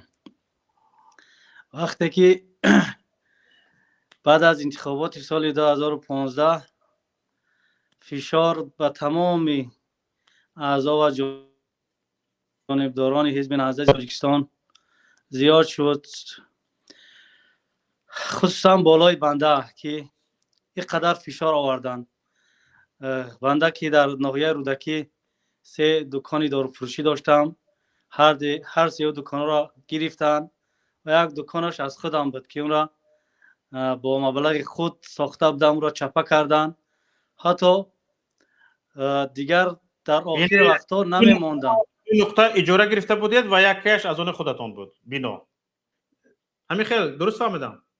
2 نقطه اجاره بود و 2 نقطه اجاره را از کلان بستن، با کلی مواد داروریش از دستم گرفتن و یک نقطه دیگه شد کلان چپه کردن که با قرار رئیس ناحیه سال 2014 به من اجازه دادم و 2014 من ساخته تمام کردم. 2015 با قرار همون رئیس ناحیه چپه کردن اون دکان را که خیلی فشارهای سخت بود در اون روزا. دیگر تنها فقط درد دلم رو استاد محمد علی حید و استاد سید عمر حسینی می برداشت و میتم هر روز با مرکز حزب نهضت اسلامی تاجیکستان میرفتم، با اونا میشتم و اونا نصیحت میکردن، میگفتن بچم صبر کن، بچم صبر کن. راستی در همون سال 2015 این بدبخت رحمانوف در ناحیه رودکی مهمان باید میشد. تمام اون منصبدارایی که بنده را اذیت میدادن در اونجا برای آمدن اون تیاری میدیدن و در گردش یاوان، ناحیه یاوان که از رودکی میگذشت، در اونجا یک بوتی اون هم میساختن، یک رسم کلان از همین امامای رحمان رو میساختن. واقعا دیگر همین قدر فشار آوردن حتی که تاکسی کار کردن نمیموندن. دستور میدادن به کارگرایی که پروای مرا بگیرن. چند بارا گرفتم بود خیلی شناس بودن گردونده میدادن یکم جریمه میکردن میگفتن خیلی دستور همین است. بعدا دیگر نشد. واقعا میبردن در ناحیت از یک جا میشتن نچلک ملیسا نچلک کگب پروکراتورا رئیس ناحیه همه کسا بسیار فشار میآوردن که از این کار را دست بکش بر ضد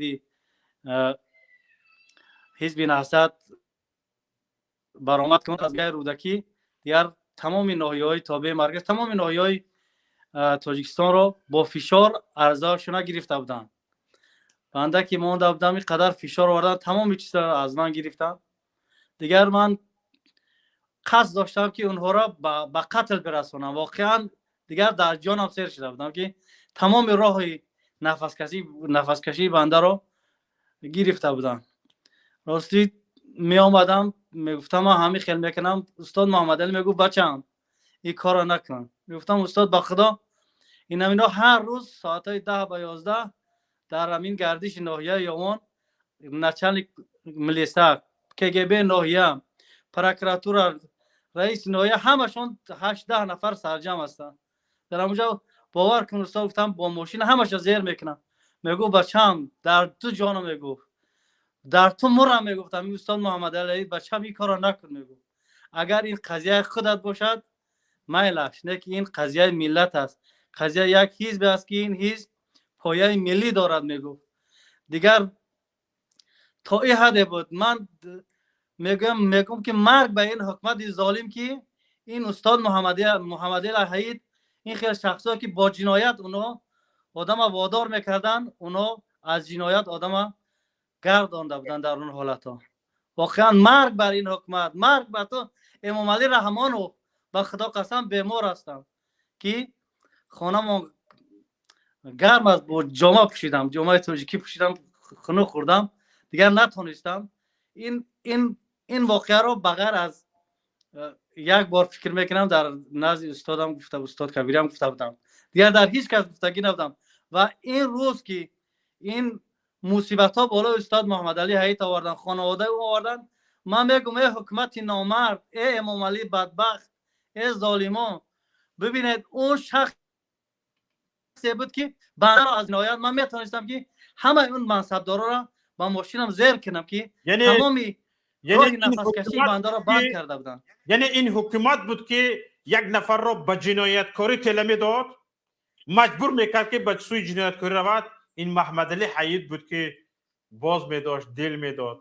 بله میرفتم میگفتم استاد من هیچ کار اگر نکنم همین رئیس دین ناحیه که تمامی سبب تمام جنایت ها که برادران ما برادر عمرشاه برادر سیرالدین برادر سنگوفا برادر فضلالدین خدا رحمتشان کنه شهید که در خانهشان به شهادت این حکومت ظالم در خانهش به شهادت رسانونه تمامی سبب این زندان شدن برادرای رو که سببش به شهادت رسیدن ایشان فضلالدین ایشان فضلالدین با خسر بردهش در خانهش اومدن به شهادت رساندن سال 2015 سببش همین رئیس کمیته دین ناحیه رودکی نعمت الله دولت که بود فکر میکنم تا حاضر هست سببش گفتم لا اقل همین رو من همین بدبخت ها از زهر من نمیرم بکشم. گفتم استاد محمد علی حید با استاد سید مرحوم گفتم بچم در نام و جناب زاره میکردن صبر کن بچم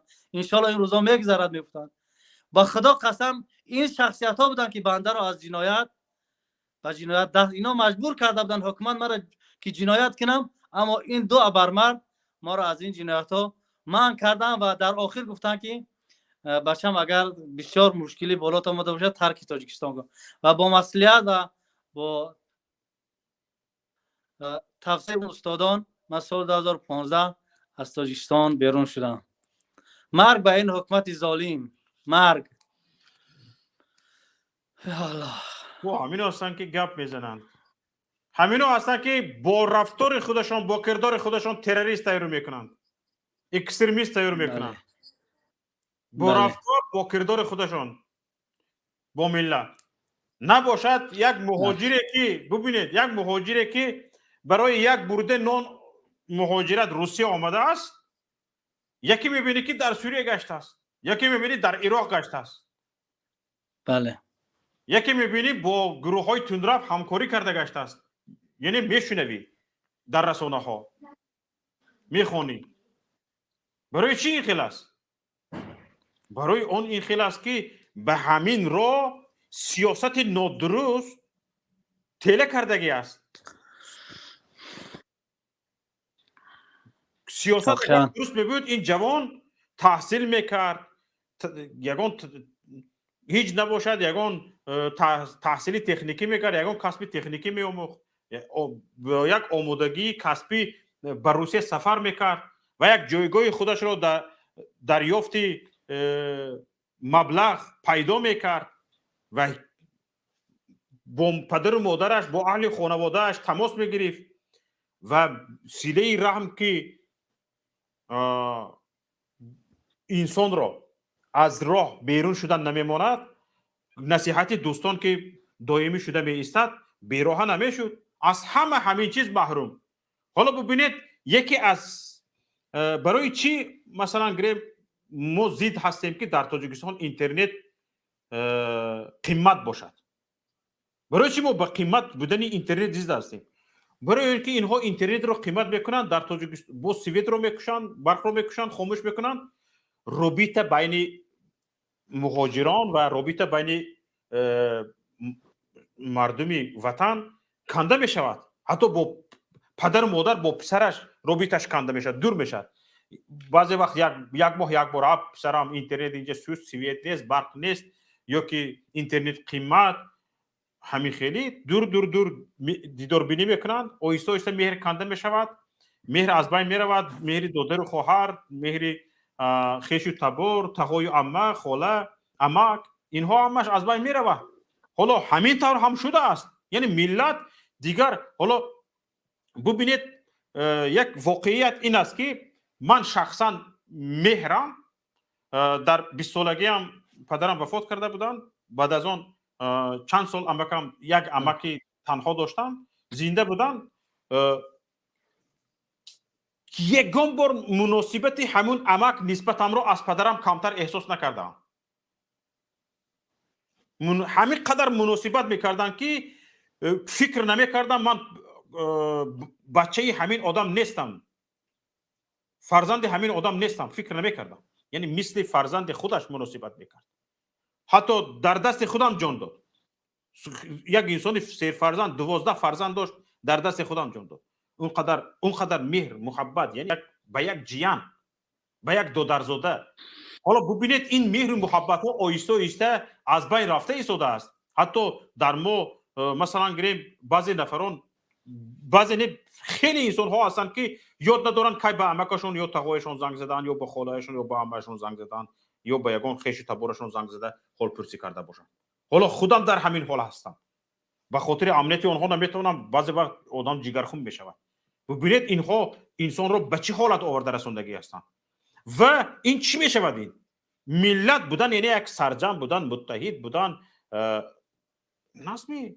حالا ما رو با همین حالت، با همین سیاست های نادرست پراکنده کرده ایستاده اند. وقتی که ملت پراکنده شد، ملت شده چی میشود؟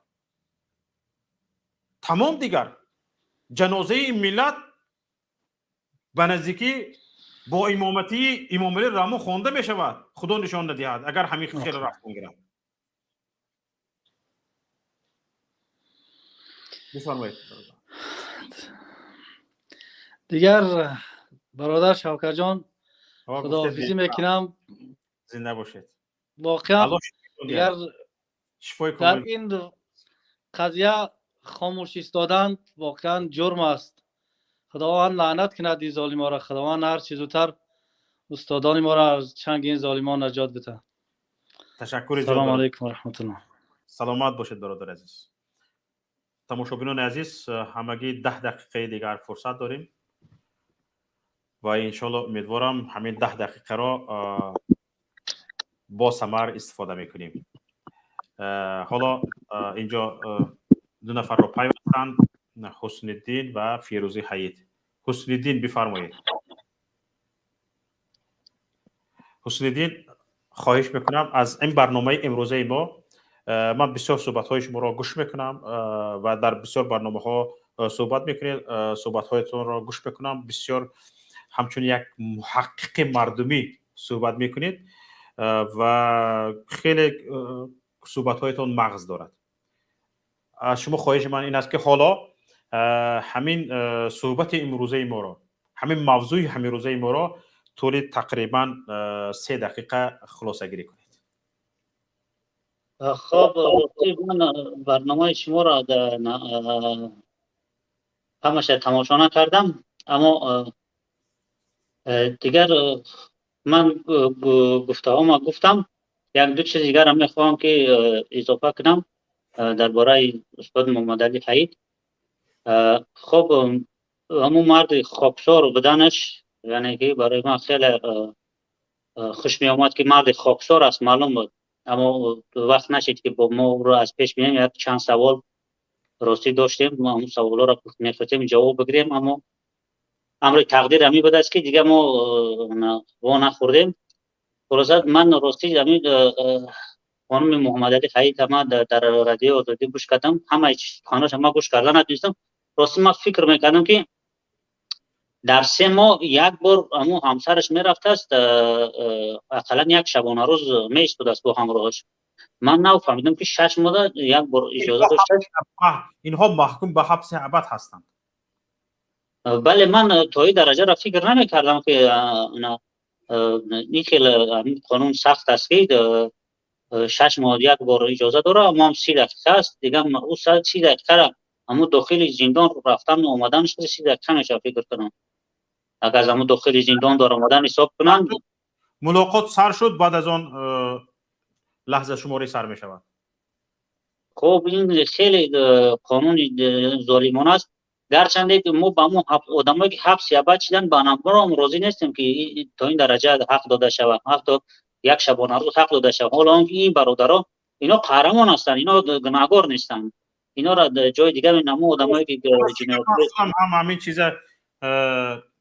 پیگیری نکردم به این باور که یعنی این از روی قانون است. حالا شما به این مسئله شک کردید، حتما این را باید پیگیری کرد و فهمید که واقعا این از روی قانون است یا نه. نه، من تو فکر میکنم همین خلاص نه فهمیدم که اینقدر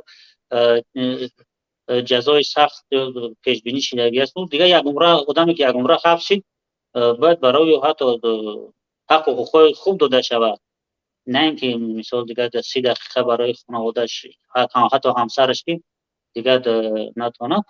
اما این آدمایی که مثال ما میگیم برادرایی که زندانی سیاسی هستن، اینا گناهکار نیستن. اما من صحبت‌های خانم محمد علی حید کم تر گوش کردم، فیروز سخنانش گوش کردم، دیگه باور که راستی سرم دیگه راستی خیلی دردم کرده است. خیلی گفتی مردم میخواد میگه جامونا محکم شده هستند دیگه. بله، من هم دیگه صحبت کنیم خیلی دشوار شده است در این شرایط. حتی آدمی که دوستش می‌داره میدونه که برای خلق خدمت میکنه، در این شرایط آوردن قرارش دادن که حالا ما هم صد فکر میکنم که دورا شاید زده باشند. شاید من گفت یک اومده بود که وقتی اونا شکایت میکنن و از یکی ریشور میشه، میگه که تا حالا اینا زنده هستن دیگه، این 4 به عقلی که زندان ده هستن، زندانبان هستن، اینا میان به خاطر ریزا کردن او باشه این کارا میکنن. من نمیفهمم. او گفت که ما گفتیم مردم میخوان که میگن سالا را بیار کلا را میارن. وقتی او بگه کلا را بیار، شما سالا برین، شما یک کار کنین که بگین که ها این خیلی است اون خیلی است، فریب کنین. خود شما میدونین که کی حق است. بله. من یک دو چیز دیگه را گفتنی هستم. این برادر خوب قید کرد، گفت که برای جنایت پیشگیری کردن جنایت ما را، من میدونم که حتی امینا را آزاد کردن. اگر حکومت هم تغییر بخوره، ما فکر میکنم که امین آدمایی که زندان هستن اینا اگر بگن که ما رحمان حبس ابد کنن، اینا شاید بگن که امیر را ببخشینش. بله، اینقدر حتی بله، من باوری دارم همین بزرگایی که ما هیچ ماز نمیخوان که اون دشمنی که سرسخت شونه است، حتی اگر به گروگان هم گرفته میشود، در طول تاریخ ما هم خیال میکنم بزرگای ما فقط میبخشن. حتی همین صحبت سراب ظفر را گوش کردم درباره عمر علی قوت گفت که وقتی ما صحبت کردیم بعد گفتیم که اگر امیر امام رحمان را بقپیم چیکارش میکنیم؟ میگه فکر کرد گفت که یک هموطن آزادش میکنیم. خلاصه نظام سیاست امروزش تغییر میکنیم، آزادش میکنیم. من فکر میکنم که امام رحمان باید یک بار عقلش به جا بیاد که همین آدمایی که دشمن سرسخت رو قبول میکنن اینا حتی اون را میبخشنش. حتی او آدمایی که دشمن سرسختش قبول نمیکنن فکر میکنم که اونا برای او خطر دارن، از اونا باید بترسن، نه اینکه از این نخبگان ملت، چون که اینا هر وقت دلی بزرگ دارن، اینا میبخشن. باید ایران فکر شو کنن. خب دیگه گفتنی نیستم، باقی در امان الله باشین. من خیلی غمگین شدم که زن حتی یک بار اجازه ندادن که در 6 ماه رو ببینم. تشکر زیاد. خیلی سخت است. خب در امان الله باشین. فیروزی حییت بفرمایید. بار دیگر سلام. بخشش زیاد من در راه هستم، برای همین شاید ویدیو و گیران کردن نکنم. امیدوارم که صدا خوب رفته شده است. بسیار خوب برادر. خوب، من از شما تشکر کردم. چی باید کرد؟ مثلا حالا ما عذر بیادت برادر به این گستاخی، اما باید آشکار بگویم که چی میگن جگر و دیگر به هر حال ما مثل شما مثلا گریم اندیشیده نمیتوانیم، ما مثل شما درباره آزادی پدر فکر کرده نمیتوانیم و مثل شما غم و غصه تا حد شما خورده نمیتوانیم که چی باید کرد که پدرم آزاد شود. من فقط میتوانم درک کنم شما را، اما مثل شما نمیتوانم. حالا برادر عزیز، به فکر شما، به اندیشه شما، حالا ما چی باید کنیم برای آزادی استاد محمد علی حییت که این را نکرده ایستاده ایم؟ خب ما چنان دیده ایستاده از به سازمان ها مراجعت کرده ایستاده ایم، به دولت های خارجی مراجعت کرده ایستاده ایم. باید این به نظر من یک چنین مراجعت ها بیشتر و بیشتر بشود. ولی اگر برنامه پرنده های مهاجر را تماشا کرده باشد، اپای عزیز سایما گفتند که وقت پدر آن کس را زندانی کردند تا مردم، تا جامعه، تا همون مردمی همون منطقه صدا بلند نکردن، این حکومت یعنی همون در همون زمان همون زندانیا را آزاد نکرد. من در اینجا در خطاب باز میگم، در خطاب به جامعه شهروندی خودمان، در خطاب به روزنامه‌نگاران، در خطاب به دیگر همون سیاستمدارایی که گویا سیاستمداران در داخل تاجیکستان هستند، گویا مخالفند، و اونهایی که در خارج هستند در مسائل مثال در مسئله دیگر کشورها فعالتر نظر بر مسئله خودمان گفتنیم که بیایید در حداقل در قضیه زندانیا نگوییم که اینا زندانیای نهضت هستند، همه یک جا باشیم و یک جا صدا بلند کنیم. ما نتیجه یک جا صدا بلند کردن رو در بسیاری جاها دیدیم که وقتی مردم یک جا صدا بلند میکنن، من گفته ایستادم که دست به خونریزی بزنیم، دست به سلاح و دیگر تنها یک جا صدا بلند کنیم، شاید همین وضعیتی که هست تغییر بیابد. و حتی اگر هم 5-6 سال پیش هم همه بر سری مثال نمیگفت که زندانی نهضتی است و پرابلم اویلهاش هست، کار تا به اینجا آمده نمیرسید. حداقل اون زندانیای ما آزاد بودن. برای همین طلب دارم از همه جامعه شهروندی، روزنامه‌نگاران دیگر، از سازمان‌های بین‌المللی، از دولت‌هایی که خوب از حقوق بشر گپ میزنند که در قضیه پدر من، در قضیه تمام زندانیان سیاسی از جمله رحمت الله رجب، استاد زبید الله رازی، دیگرها که زیاده از یک ماه میشود از اونها هم خبر نداریم، در این قضیه ها بی‌طرف نباشند. دیده میشود که در قضیه زندانی ها تنها خود عائله زندانی ها هستند و 3-4 یار و دوستانشان، دیگرها خاموشند، مثل که همین وضعیتی که به سر عائله زندانی ها و نهضتی ها و 24 آمده است گویا که به سر دیگران نمی آمده باشد. اگر که ما خاموش باشیم ба сари шуморо меояд, ба сари ҳамин хомӯшии шумо ҳамин мушкилота бештару бештар мекунад. барои ҳамин якҷо садо баланд кунем, ҳамон талошҳое ки карда истода будем, муроҷиат дар ҳамин ҳолат ҳам мо бояд аз роҳҳои қонунӣ, аз роҳҳои конститутсионӣ истифода барем. муроҷиат ба созмонҳоро бештар кунем, талаби озодии онҳоро ҳама якҷоя кунем. хуб ман фикр мекунам агар ки якҷоя кор кард, ин ҳама натиҷа хоҳад дод. вале то рӯзе ки мушкилота ба сари оилаи зиндониёву ба сари наҳзатиёву бистучориё мепартоем, ин мушкилот бештар хоҳанд шуду, ягон натиҷае намесад. бале, ташаккури зиёд бародари азиз, зинда бошед. ҳоло бубинед, маҳмадалӣ ҳаид нафаре ҳаст ки як шахси универсалӣ аст, яъне як шахси миллӣ аст. маҳмадалӣ ҳаид нафаре аст ки ба тамоми миллати тоҷик тааллуқ дорад, ба тамоми қишрҳои миллати тоҷик тааллуқ дорад. коммунист агар мегӯяд ки ман коммунистам, маҳмадалӣ ҳаид ба коммунист тааллуқ дорад, чун дар даврони коммунист ба миллат хеле хидматҳои шоиста кардааст. дар даврони коммунистӣ ба миллат хеле хидматҳои шоиста кардааст. агар ин демократ мегӯяд ки ман демократ, маҳмадалӣ ҳаид яке аз шахсоне буд ки барои демократия хеле мубориза бурдааст. агар мегӯем рӯзноманигорон мегӯянд ки ман рӯзноманигор, маҳмадалӣ ҳаид рӯзноманигор буд. агар мегӯед ки ман сиёсатмадор, маҳмадалӣ ҳаид сиёсатмадор буд. маҳмадалӣ ҳаид аз аҳли сиёсат буд. агар мегӯед ки ман зиёӣ, маҳмадалӣ ҳаид аз аҳли зиё буд.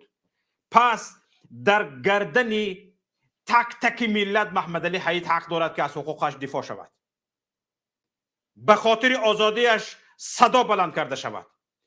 дар гардани так таки миллат ҳар касе ки ман мегӯяд, ҳамин вақти ман гуфтанаш бидонад ки дар гарданаш маҳмадалӣ ҳаид ҳақ дорад. ҳаққи талаби озодиаш, ҳаққи собит кардани бегуноҳиаш. ҳоло бубинед, як нафар ҷигарбандатон, пайвандатон, хешатон, таборатон кораш ба суд афтод, ба пулис афтод, пули аҳли оиларо ҷамъ мекунед, пушти дари милиса меравед. пули аҳли оиларо ҷамъ карда, ман ин пула гирӯин, хешама халос кун. пулатон лозим нест ба худатон насиб кунад. хонатонро нафурӯшед, даратонро нафурӯшед, нони даҳонатонро нафурӯшед, ба худатон насиб кунад. лекин ҳамин як садоятон бас аст. ман ҳастам гӯед, аз худатон дарак диҳед. эй ҳам миллати азиз, аз худатон дарак диҳед, тамом бас аст. ин режим аз ҳамон калонаш сар карда то охираш гузорашро тар мекунад. ҳамин қадар бас аст. эй аҳли зиё, эй рӯзноманигорон, эй сиёсатмадорон, маҳмадалӣ ҳаид дар гардани так таки мо ҳақ дорад. ҳаққаш ин садои мост ки бигӯем бас аст, ӯро озод кун, ӯ бегуноҳ аст. ҳамин қадар бояд, ба ҳамин қадар гап бояд мо ҳиммати гуфтан дошта бошем. агар به همین قدر گپ ما همت گفتن نداشته باشیم، حیف ما مریم 100 ساله ها ملت شده نمیتونیم. این ملت گفتن ها همش بیهوده است، دروغ است. ملت شده چی میشوی؟ وقتی که یک نخبه ملت بدون گناه پشت پنجره زندان میشود، شکنجه میشود، ظلم میشود، اهل عائله‌اش فشار میشوند، مسخره و مزاح میشوند، تو خاموشی، صدایت وجود ندارد. این ملت چی ملت است؟ کجای این ملت رو میتوان ملت نامید؟ برای همین اقلا همین همت را داشته باشیم که بس از ظلم گوییم، بس از ظلم بگوییم. حالا همینجا یک نفر با سیمای خودشان میخوان گپ زنن پیوست میکنیم به خاطر احترامشان. بعد برنامه رو به آخر میرسونیم. بفرمایید. الو. سلام علیکم. و علیکم السلام و رحمت الله و برکاته. اکا شوکت جان، خداوند نگهدارتون باشه. زنده باشید. آخی همین خلق همه در عذابند، در نسان در میگرانتو. چو پرزیدنت نمیبره قطع خلق گپ زنه؟ بله درست است. چوبا نمیبره؟ یک دنیا سوال هست، یکون کس جواب نمیگیره حکومت رو. بله ما همه را جدا داریم، فقط جدا میکنیم. نه یکون تماجنیا، یکون چیا، یکون فقط 29,000 متر فقط برای یک خون میگذری و یک زمین. بله چه کنیم ما در همین مهاجرت؟ برادر عزیز این مصیبت است. این مصیبت یک نفر و دو نفر نه، این مصیبت ملی است. این مصیبت همه است. من دو تا برادرم روسیه مردش رفته گه ترکستان. من ایالا من برام گپ میزنم. ای بیهودگی ای چیه نه؟ ای خرسندی من نمیبرم گپ زنم در اینجا.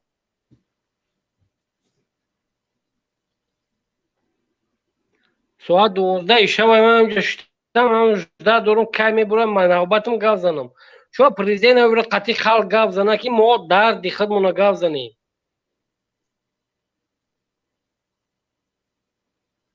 چی باید کرد؟ چیکار کنیم؟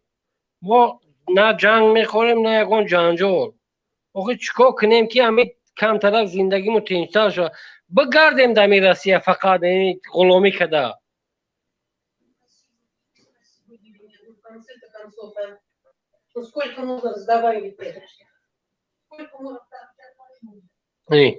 جنجال دوره که сколько можно разговаривать.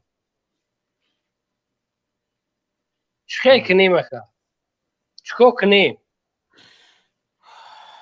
صدا بلند کردن نکن. همین صدا کمترین کاری من شما.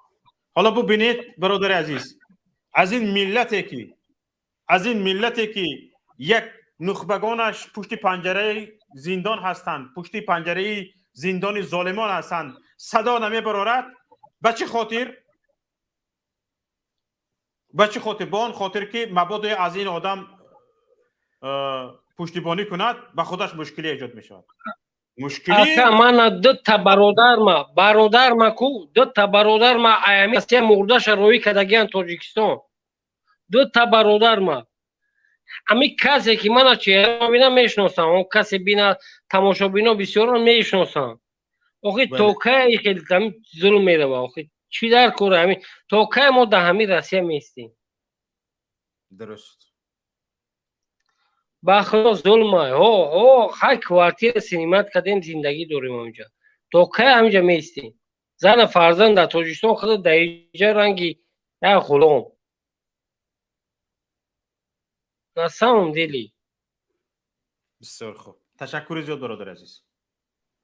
سلامت باشید. خدا علامه یگون من ای خرسندی من نبر اومدم اینجا گپ زدم. هم تماشا کردم هم دیدم که همین حقیقت گپ زدستم بر اومدم گپ زدم. اخه زنده باشید. چو پرزیدنت نمیره قطعیش برایم گپ زنیم. مثال یگون سوال بتیم.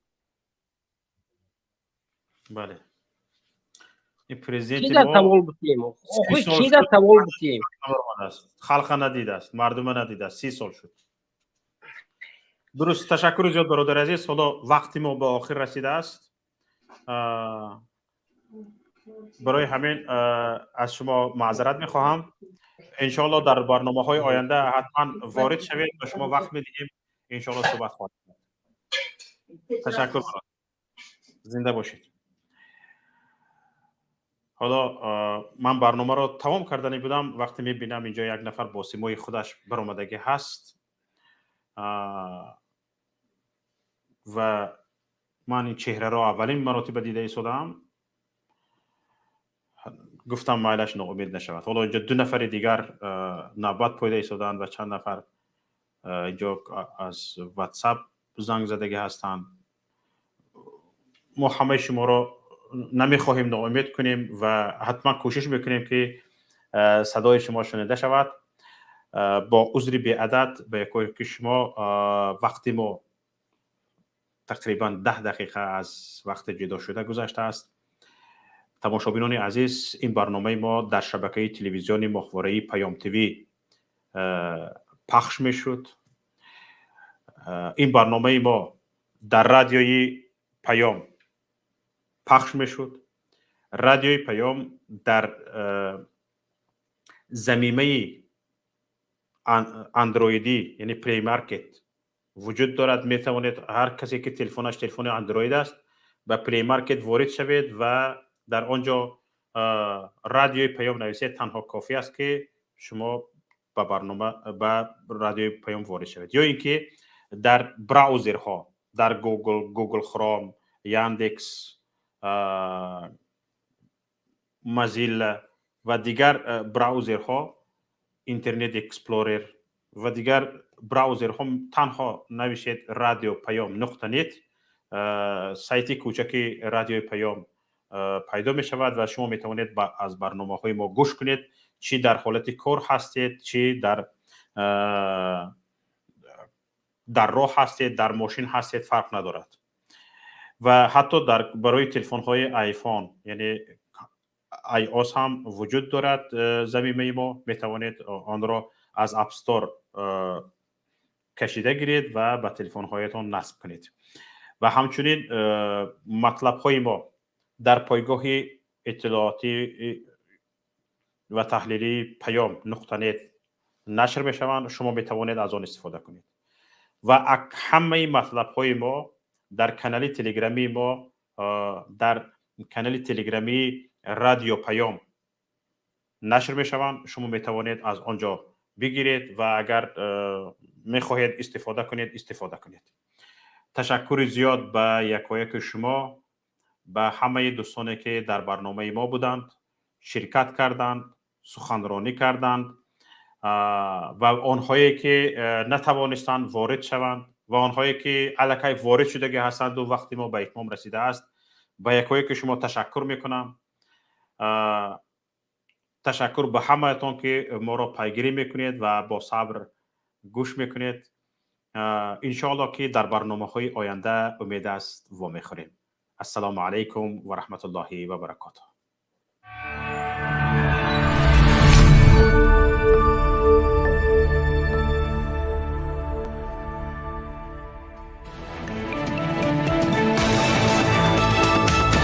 رادیوی پیام در فضای سیاست صدای جدید. رادیوی پیام علم، فرهنگ، نوید. رادیوی پیام مشورت، بحث، گفت و شنید. در تمام دنیا روی رسانه اینترنتی رادیو پیام نقطه نت.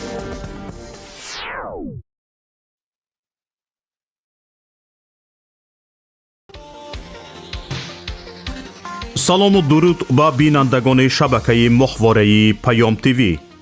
با درخواست زیاد شما بینندگان در این نوار برایتان آموزش می‌دهیم که چگونه باید به شبکه ماهواره‌ای ما پیوست شد.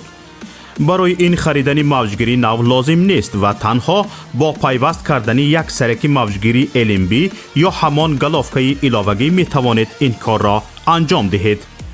این موجگیری هاتبیارد است که بیشتری شما از آن استفاده می کنید. نگاه کنید. هاتبارد 13 درجه‌ای و این هم شبکه PMC منوتو. با همین موجگیر شما می توانید به ماهواره یوتلسات پیوست شوید. برای این یک دانه سرک موجگیری لازم داریم، یک دانه دست قیچی و یک دانه خمود. دست قیچی را با خمود روی سرک موجگیری هاتبارد می چسبانیم. سیم را با LMB یوتلسات پیوست و سپس تنظیم می کنیم.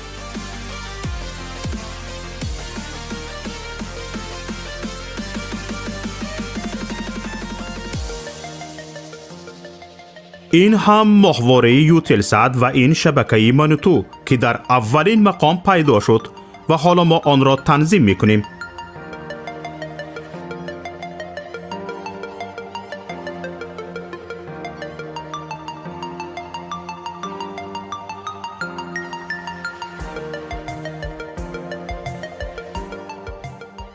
اینک ماهواره یوتلسات تنظیم شد و چنانی که میبینید فاصله بین هر دو سرک موجگیری خیلی کم است.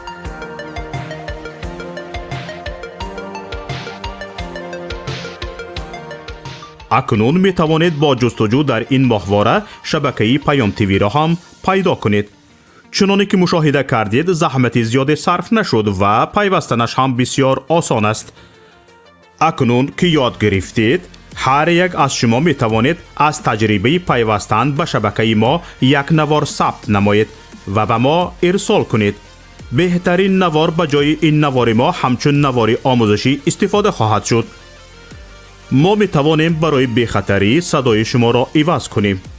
با ما باشید و برنامه‌های پیام تیوی را پیگیری نمایید. نشانی ما در ماهواره یوتلسات: ماهواره یوتلسات 7B، موقعیت 7 درجه شرقی، فریکانس 11262، سرعت نشانی 27500، پولاریزاسیا HFEC 5/6.